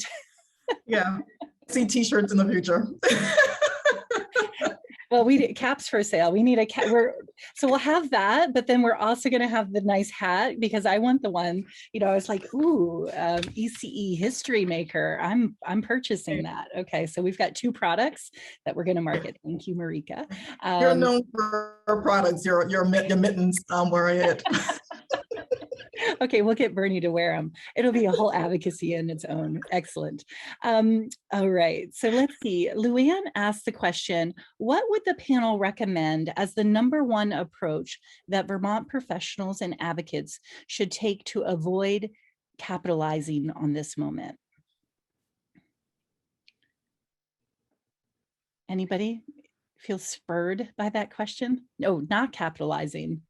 Okay. Not capitalizing. I think what she's asking is, you know, we don't want to miss out on this opportunity. Is that kind of I think that's essentially the question that Luann is asking.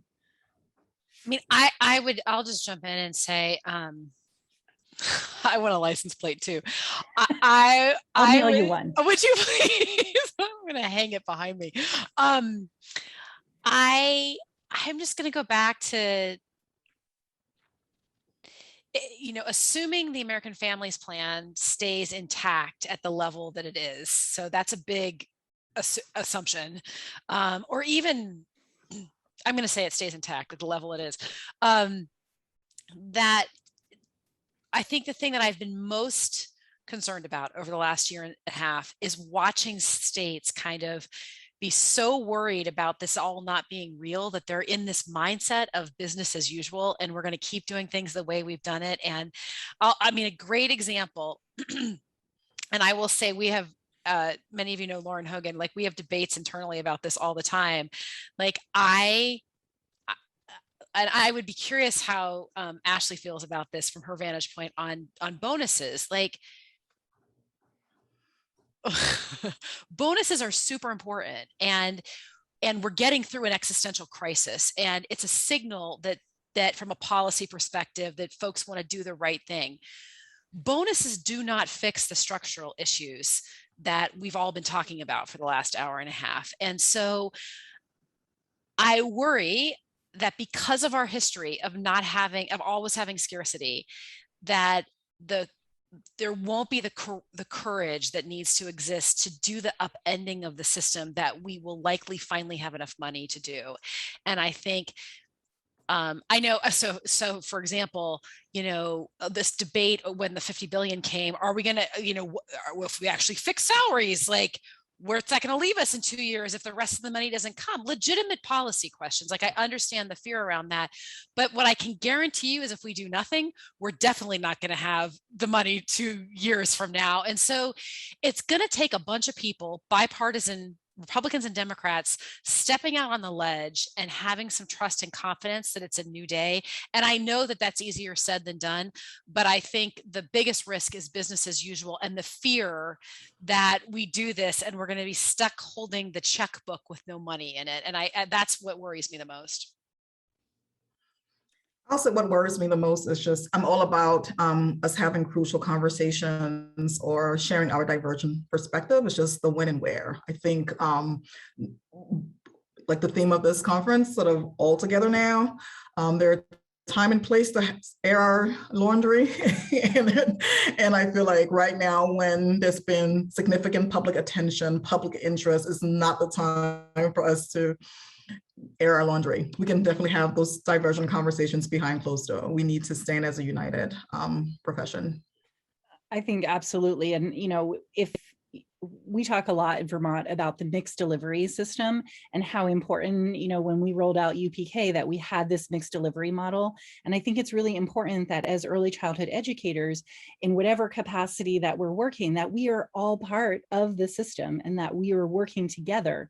And so when we talk about where we're going from here, I think you're right. Like we can definitely have those divergent conversations behind closed doors, but in our public voice that we have, you know, we're talking about this mixed delivery model. And I think that scarcity to abundance is such an important conversation to have and to keep having and keep reminding us, like you mentioned, Rhian, to dream, because it really is like the possibilities are here.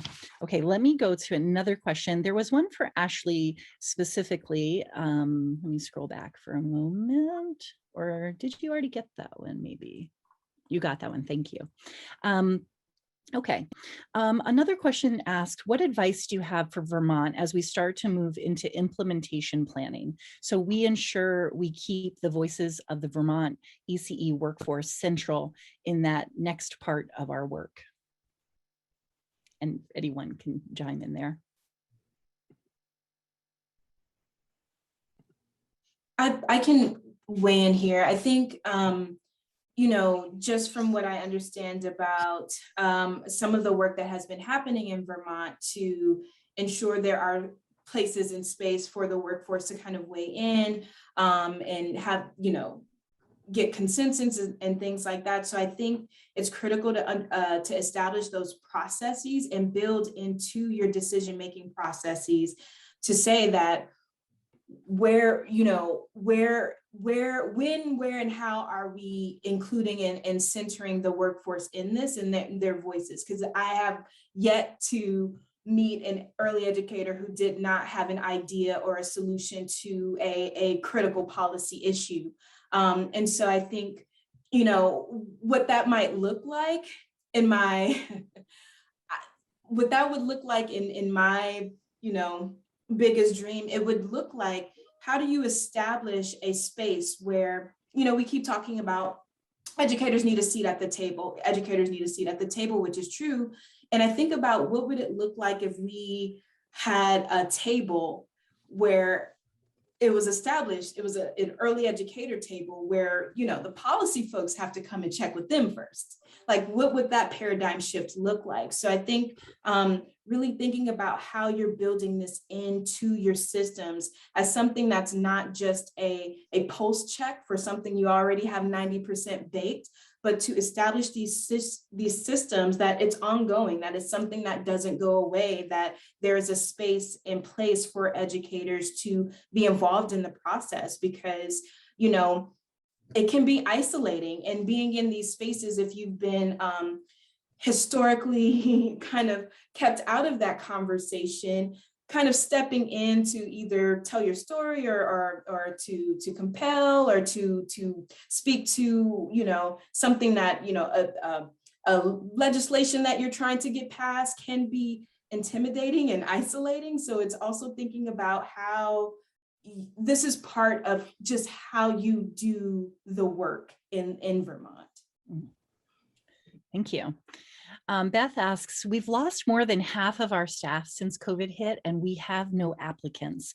We thought we'd receive more after unemployment benefits ran out or when children went back to in-person learning, but it's not been the case. So she's wondering, at the national level, are there any good models for recruitment during COVID or solutions that you're seeing happening in other states? I will say from our data that it's not unique to Vermont. And I don't know in her circumstance, like what wages are or what the benefit structure is. So I don't know any of that. I will say from our surveys that we've been putting out into the field, the strong sentiment is in many instances, wages are the biggest, salaries are the biggest barrier. And quite frankly, it is exhilarating to be an early childhood educator. It's exhausting. And so if I can make more money in a role that's less taxing emotionally and physically, then I'm going to do it. And so I don't know this particular situation. There may be, I don't know if it's rural, I don't know if it's urban, like there's a lot of factors, but I will say it's a national drumbeat. And I love Marica's quote about Pizza Fridays. I'm using that, Marica. And she's right. I mean, we have to, we can't gimmick our way out of this situation. We can't gimmick our way. We have got to address, and it's not like little bits of money around the edges. It is a substantial difference between what early childhood educators should be making based on the science of early learning and what they are. And so I don't know all of the details of what systems you have in place at the state level to support early childhood programs in bonuses, in the kinds of things that I think will be meaningful as we get through this till we get to the other side of it. Thank you. John chimes in and suggests or is asking the question about or making the comment that Vermont's higher ed institutions really are in alignment with supporting power to the profession. But given this critical tipping point, would you share some specific strategies or solutions that you strongly encourage all higher ed faculty who are teaching in early childhood education field to begin to laser focusing their teaching on? And what should we be doing that we're not yet alert to for higher ed? I mean, I think higher ed faculty should join the conversation. I think we define early childhood workforce in a way that excludes higher ed faculty when frankly they are a part of the early childhood workforce. The complexity in the current system, they have that issue, right? I can't imagine being a faculty preparing an early childhood educator and navigating 6, 7, 8 different set of standards and set of expectations, be it Head Start, Early Head Start, Public Pre-K, Child Care Subsidy, QRS level 1, 2, 3, and then comes the accreditation. And so I think in many ways, the need to create a more unified profession with a unifying set of standards, higher ed faculty are well positioned to make the case for why that is important. And part of the unifying framework includes a unifying set of competencies, sort of to help with that. The complexity of, again, just navigating a field that defines early childhood educator in 6, 7 different ways. So I think at minimum, aligning your coursework to the standards and joining the advocacy community. Thank you. Rhian, did you want to chime in on that question? And I can repeat it if you would like. But basically higher ed, in the context of higher ed, what are faculty members, should it be on there? What should they be changing about things that they're teaching or work that they're doing? Yeah, I would say yes to everything Marica said. And then just a note, we have a report coming out on November 17th. This spring, I interviewed 30 higher ed leaders at the chancellor, provost level, and then also kind of the who's who sort of organizations in Washington, like AAUW and United Negro College Fund. And because in addition to what Marica said about faculty, there's a systems issue around the reflection of where early childhood education degree programs sit within institutions of higher education represent the same low status. Like, why aren't they as revered as aerospace engineering programs? Like, why aren't they as revered as colleges of medicine? Why aren't they as revered as engineering programs? And so we believe that at NAEYC that there's some system changes that have to happen. And so we started by doing these interviews, and we're releasing this report on the 17th. And it's not going to surprise anybody. It's not, I mean, ironically, it's not rocket science, but it's not going to surprise anybody that the status within higher education is a reflection of the status of early childhood education across the country. And that, so when you talk about the barriers, April, it is debt-free college education, period, end of story, debt-free college education. And we always talk about the things that limit articulation between, we know that a lot of our workforce enter higher ed, post-secondary education through associate's degree programs. Some of them want to have a terminal degree at the associate's degree level. Some want to have PhDs. We set up every barrier to make those choices available. Once again, like it's counterintuitive to everything we know about, like, have night and weekend classes, offer childcare, we barely can scrape together full-time, fully qualified faculty to be our professors. And so we're not making the investments. And so many of the folks I interviewed said, listen, like, sustain public funding, make it debt-free, push the research dollars. Like, you attract and retain faculty with research dollars, push research dollars into early childhood education. I mean, they all basically said, signal to us that this is important. The marketplace, I mean, one of the folks that I interviewed used nursing as an example and said, with nursing, they've unified and organized themselves as a profession. And when there's a workforce crisis, what happens? Hospital systems pay more, they demand more competency, they do exponential compensation increases. What's our response in early childhood education? Our response always has been, let's just lower the barriers to entry. Let's just make it easier. Let's deregulate. And it's so backwards from what we know about the science of early learning and the value that early childhood educators offer. It's so demeaning, quite frankly, in my opinion, on the messages we send to early childhood educators. We still cannot figure out the difference between a babysitter and someone with a PhD in early childhood education. And that has to change. We've got to come to grips that those are two different people with a different set of skill set and a different requirement for competencies. Thank you. Yes, and with serving on the Vermont task force, we've looked a lot at, professional competencies and what we call ourselves and our identity. And I think that, I think this work is starting to be done.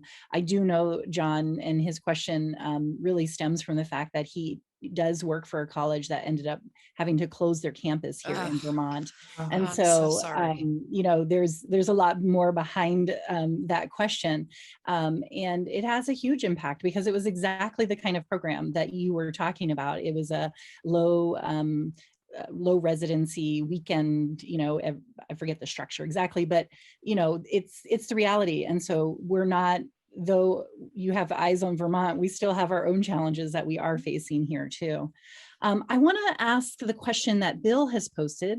He says, what are the pros and cons of joining or replicating the NEA, which is the National Education Association, which is the teachers union. And in Vermont, we do have an NEA for teachers in public schools. So his question for you is, what are the pros and cons to joining or replicating that? It's probably its own webinar. Anybody want to tackle that?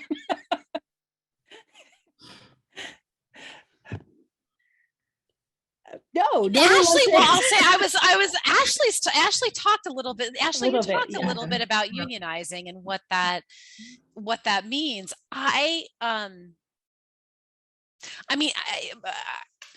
I'm curious, Ashley, your perspective. I think there's mixed data on whether the biggest push has been in California recently. It'll be interesting. I think it's too early to tell the implications, but there's mixed data. A lot of the effort has been in family childcare around, from SEIU and AFSCME.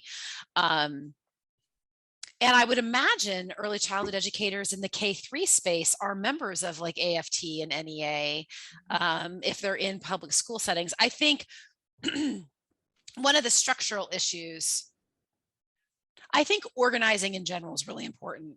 And it's 8 o'clock at night. Here we go. Like, you know, it's off the record. I mean, we've talked about things like, do you organize some sort of day where there's, I mean, how do you get people to pay attention to what happens when when early childhood educators walk away from the valuable work that they're doing?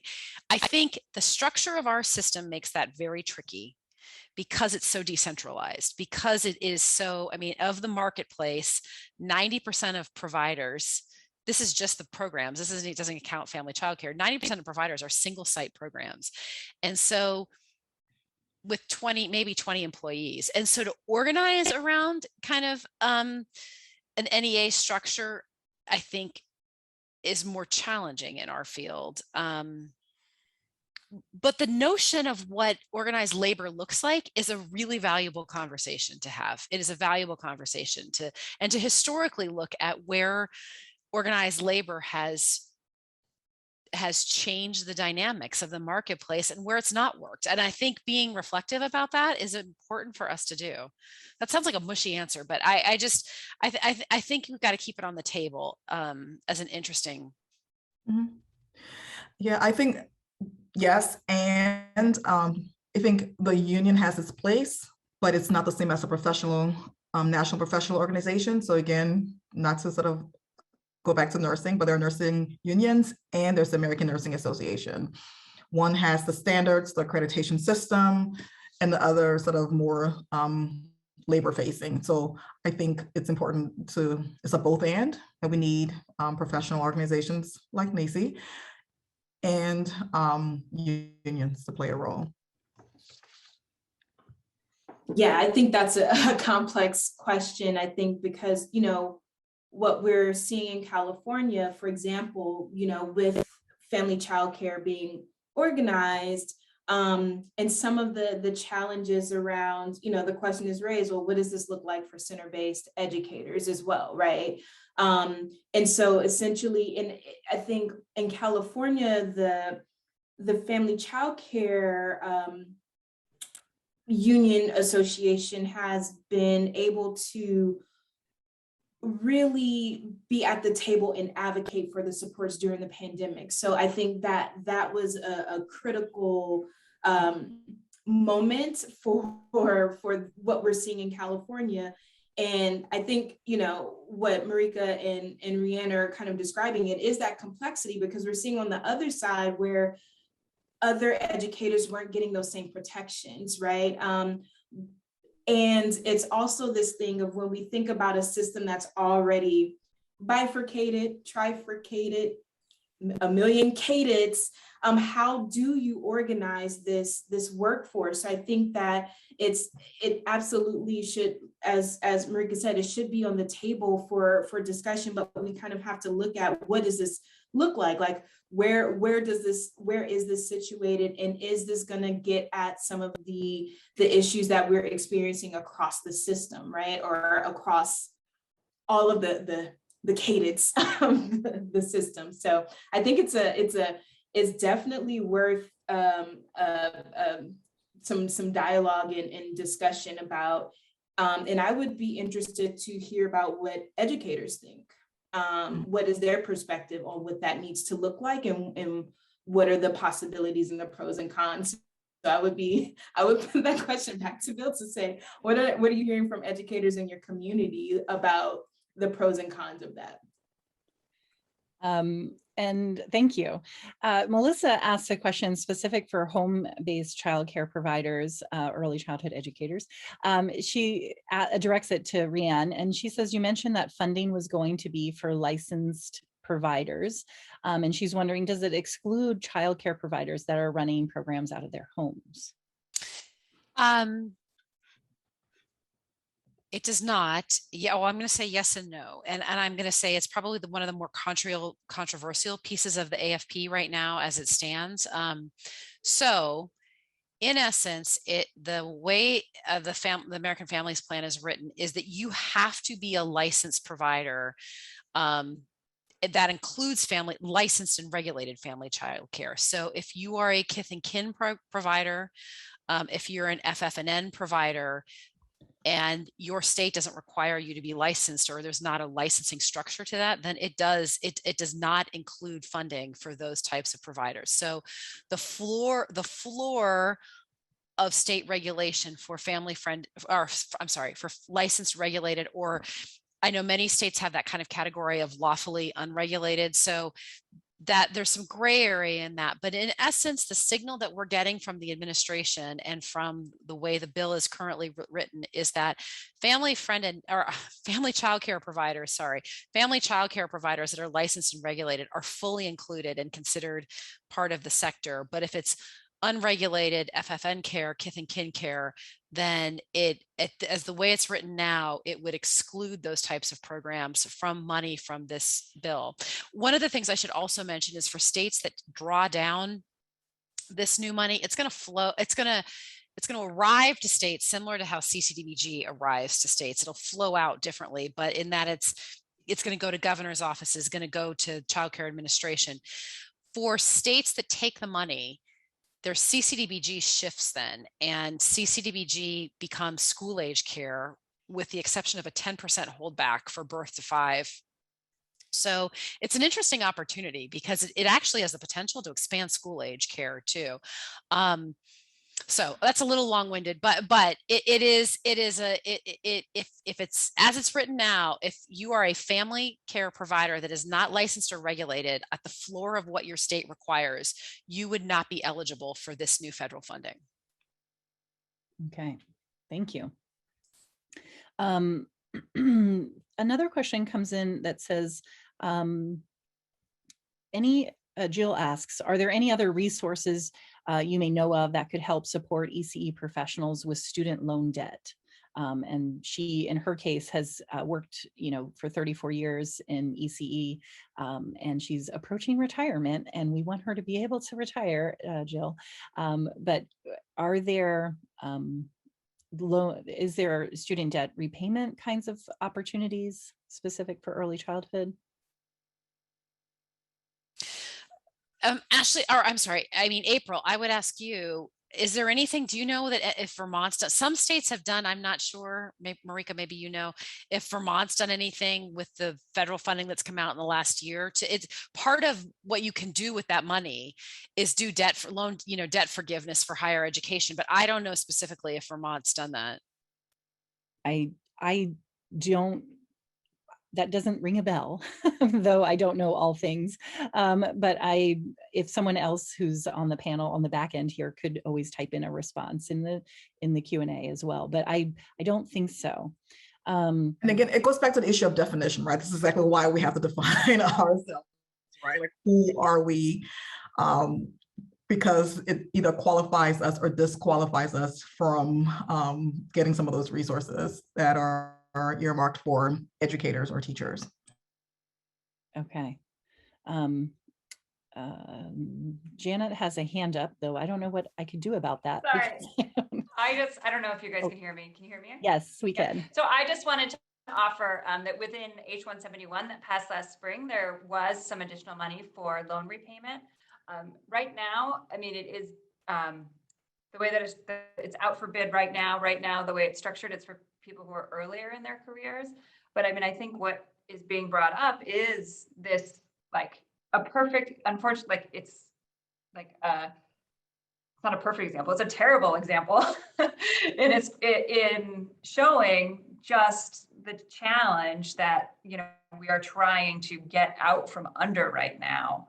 And you're experiencing that in this really real level, but the imbalance between the cost of higher education that we know is needed for kids and the wages that are paid, it is a mismatch right now, and that is ultimately what we're trying to solve.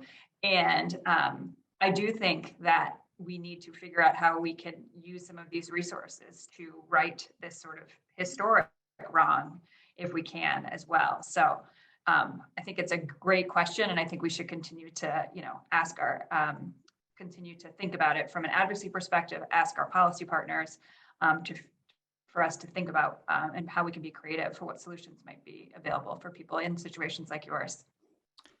Thanks, Janet. And maybe Janet, you could just field the question from Coretta as well. She asks for ideas for educators who want to participate in some form of advocacy, but are already stressed and overwhelmed by their current working conditions and may not have the time or energy to get involved. Are there things that someone who doesn't have much time, like could you maybe, I think you could give a pretty good answer Sure. for that one. Sure. Well, I think that there's a lot of folks hopefully working to try to make it as easy as we can. So, I mean, on the national level, I know that, NAEYC is sort of constantly just saying, just tell us your story. Like, we will help you package it. We will help you get it out, but like, tell us your story. So when you see those sort of action alerts coming out from NAEYC, like, write back, and it doesn't have to, it can be off the top of your head. It doesn't have to be some fully, perfectly packaged piece, and people can support you in doing that.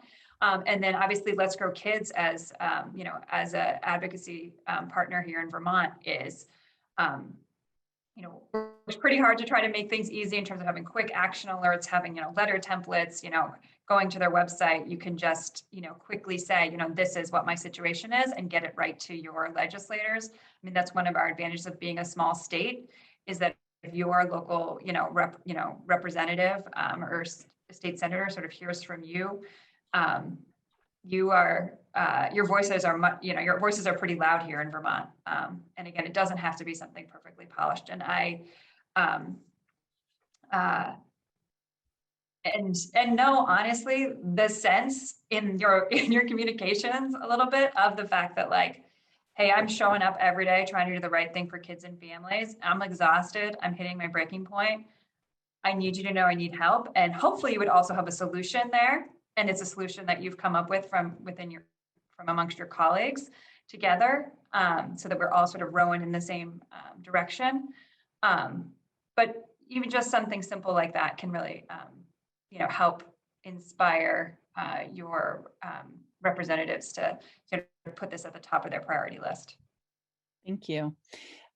So we only have time for one more question, because then we're going to shift gears and bring on screen three other Vermont early childhood educators. But the last question for the panel for right now, I'm wondering if someone would like to just quickly chime in on what role does professional licensure play in the future system we're creating?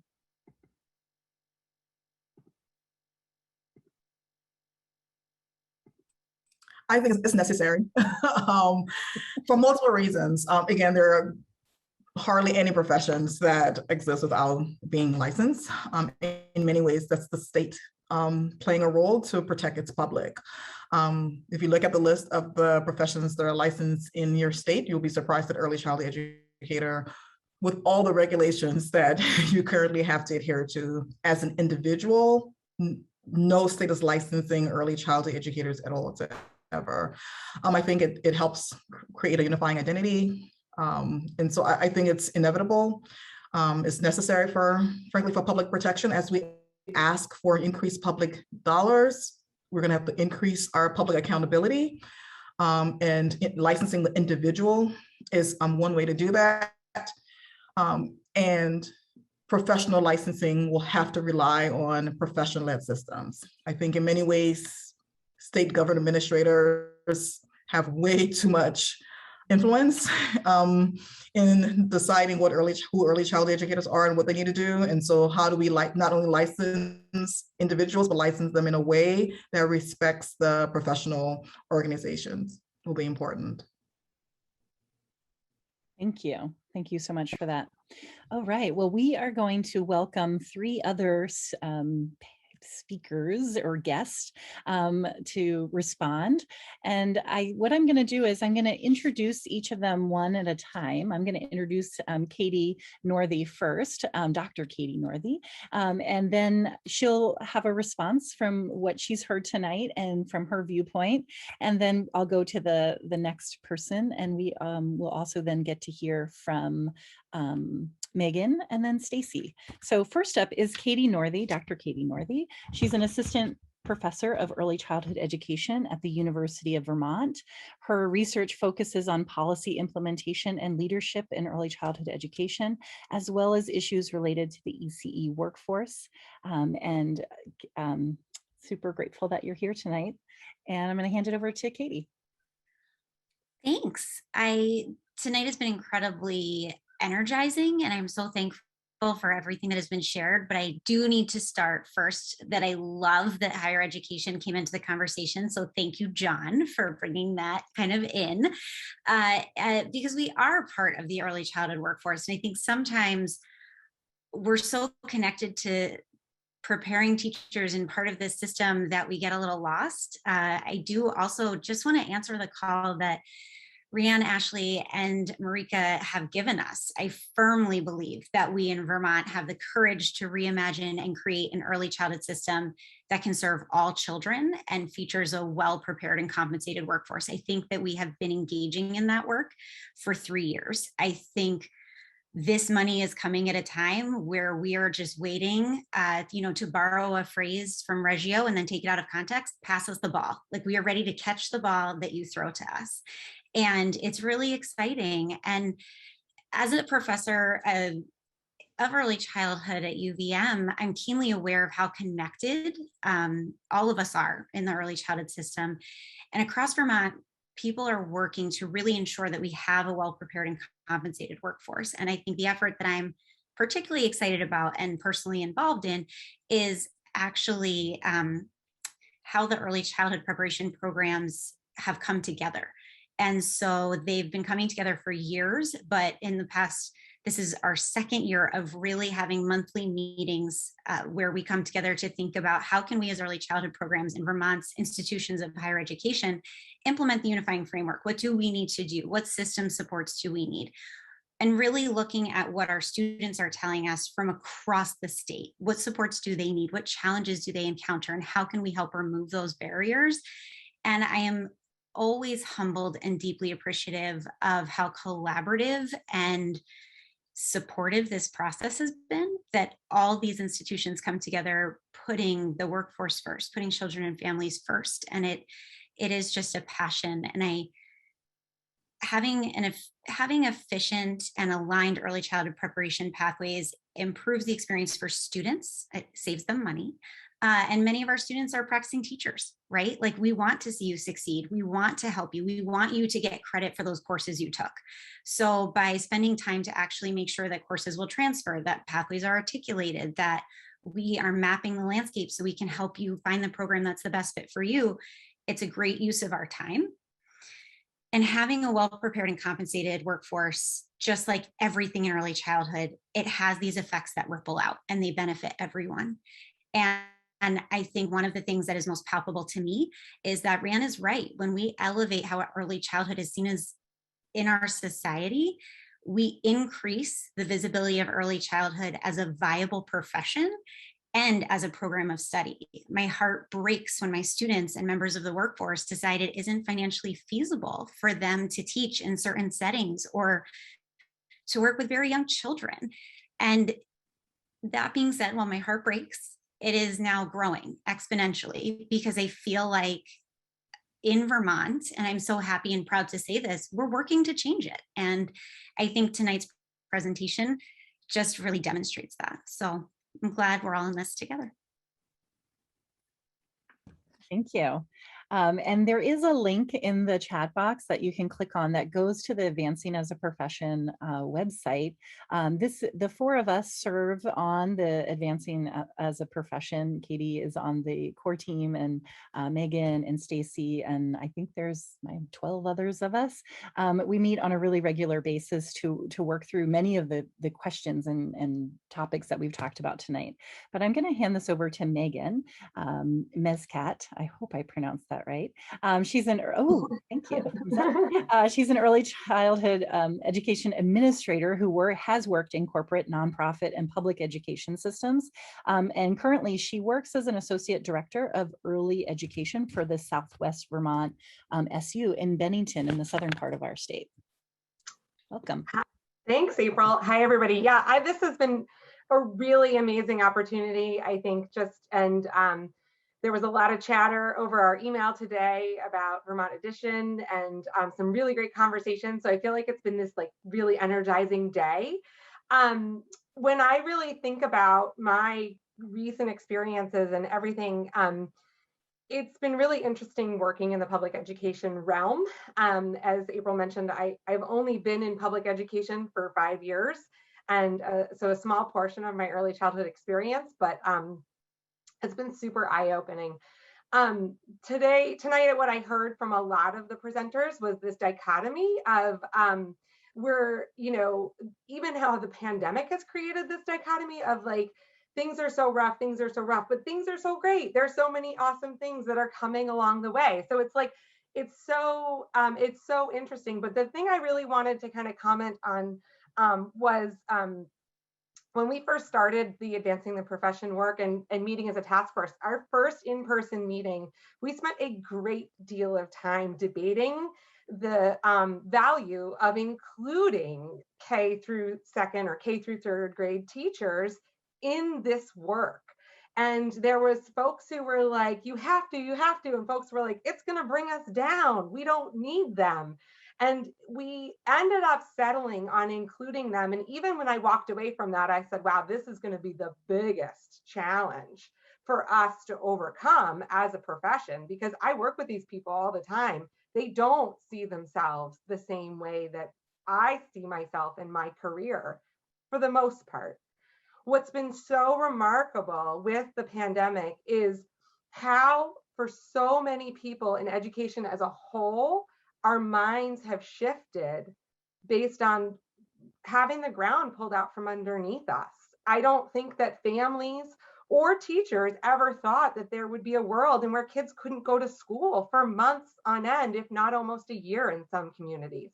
So, and not just get educated, but go to a school and get all of the other things that come along with being in a school building, the benefits that children get, as well as the benefits that families get.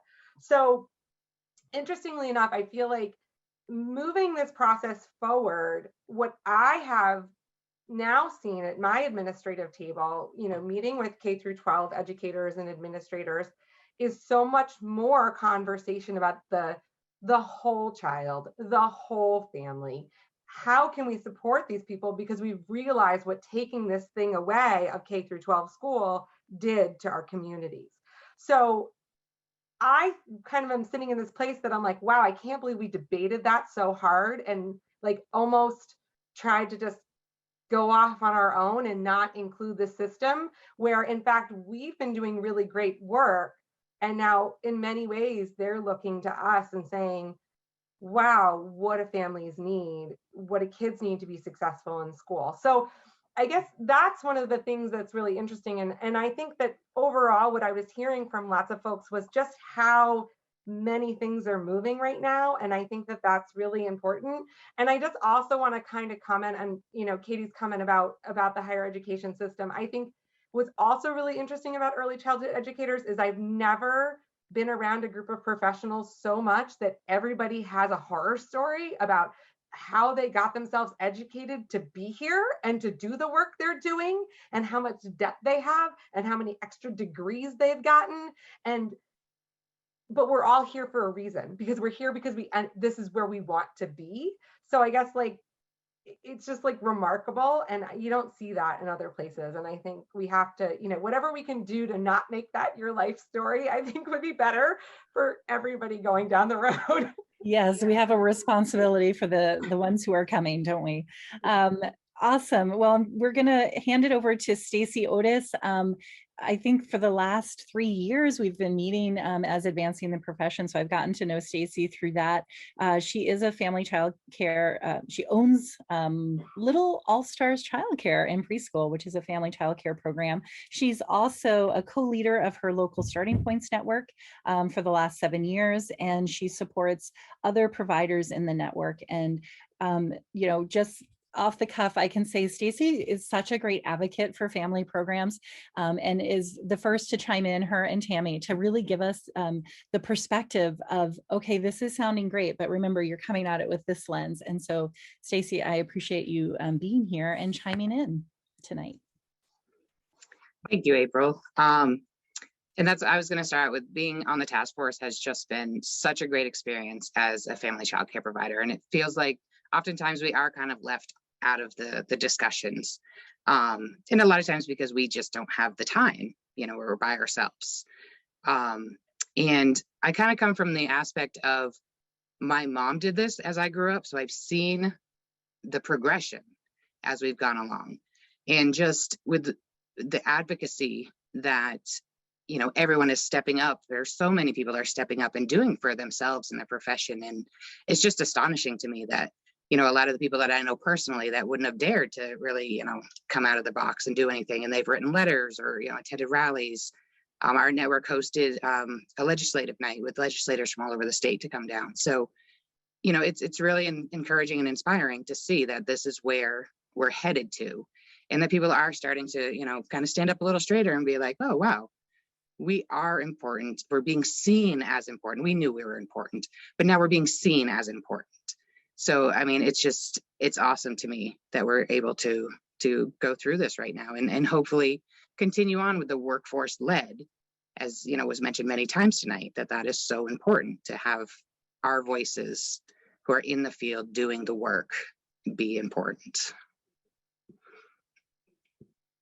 Thank you, Stacy. We often say in our group, it's really important that, nothing about us without us. And so, as, I kind of identify as a public school teacher. I work in different roles, but I do still work in a public school, and I work for CCV.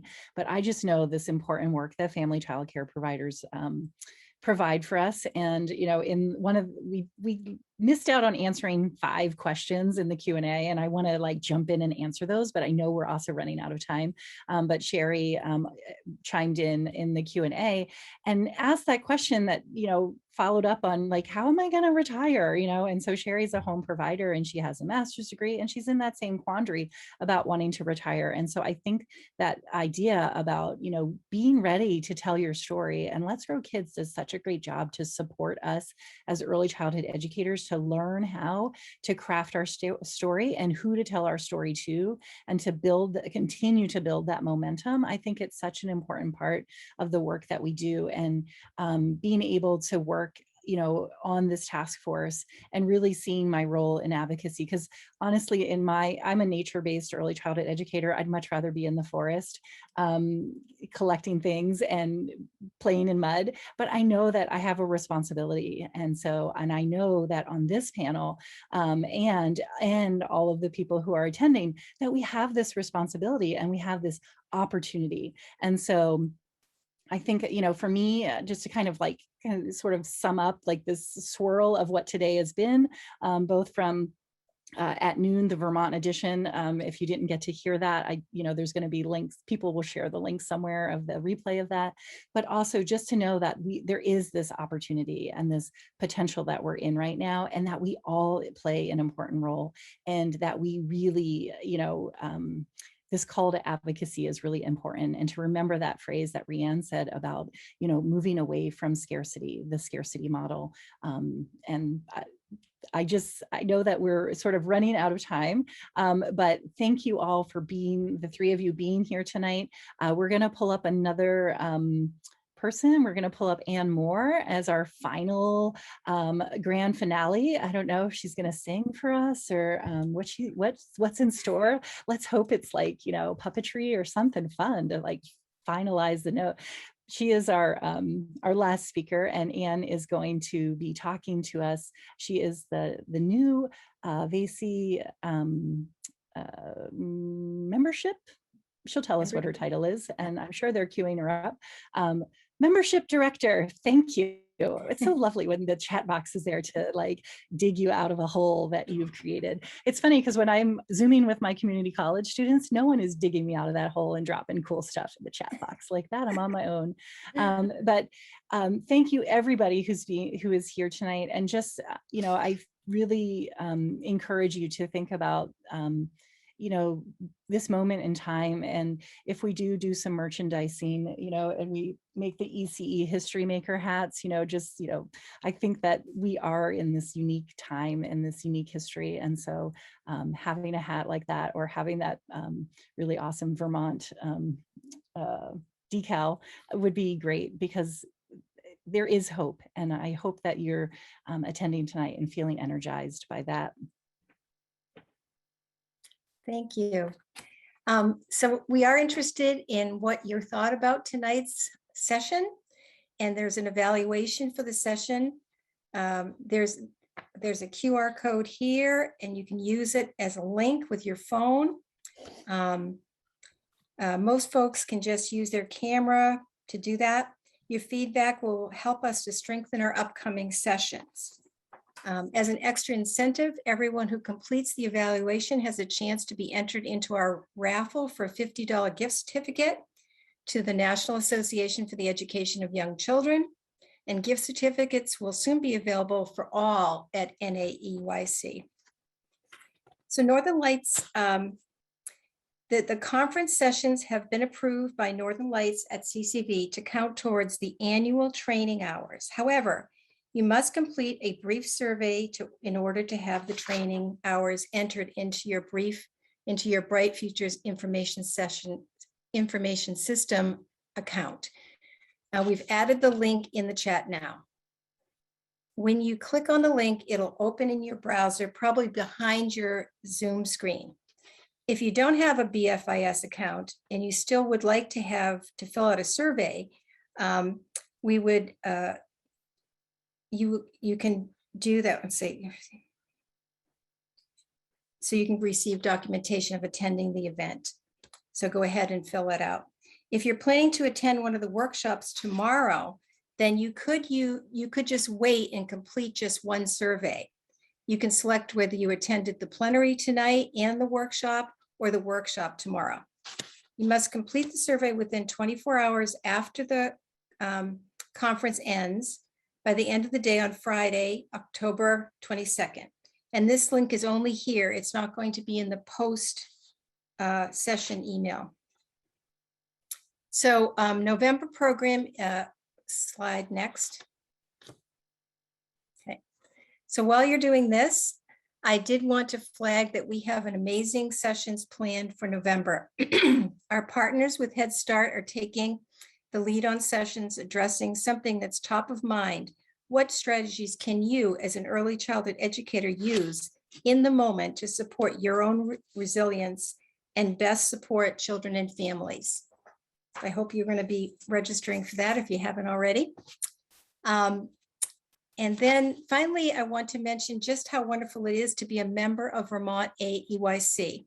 We're making a difference for Vermont's young children and families, and we welcome all early childhood educators and their supporters to join us. You can find more information at vtaeyc.org.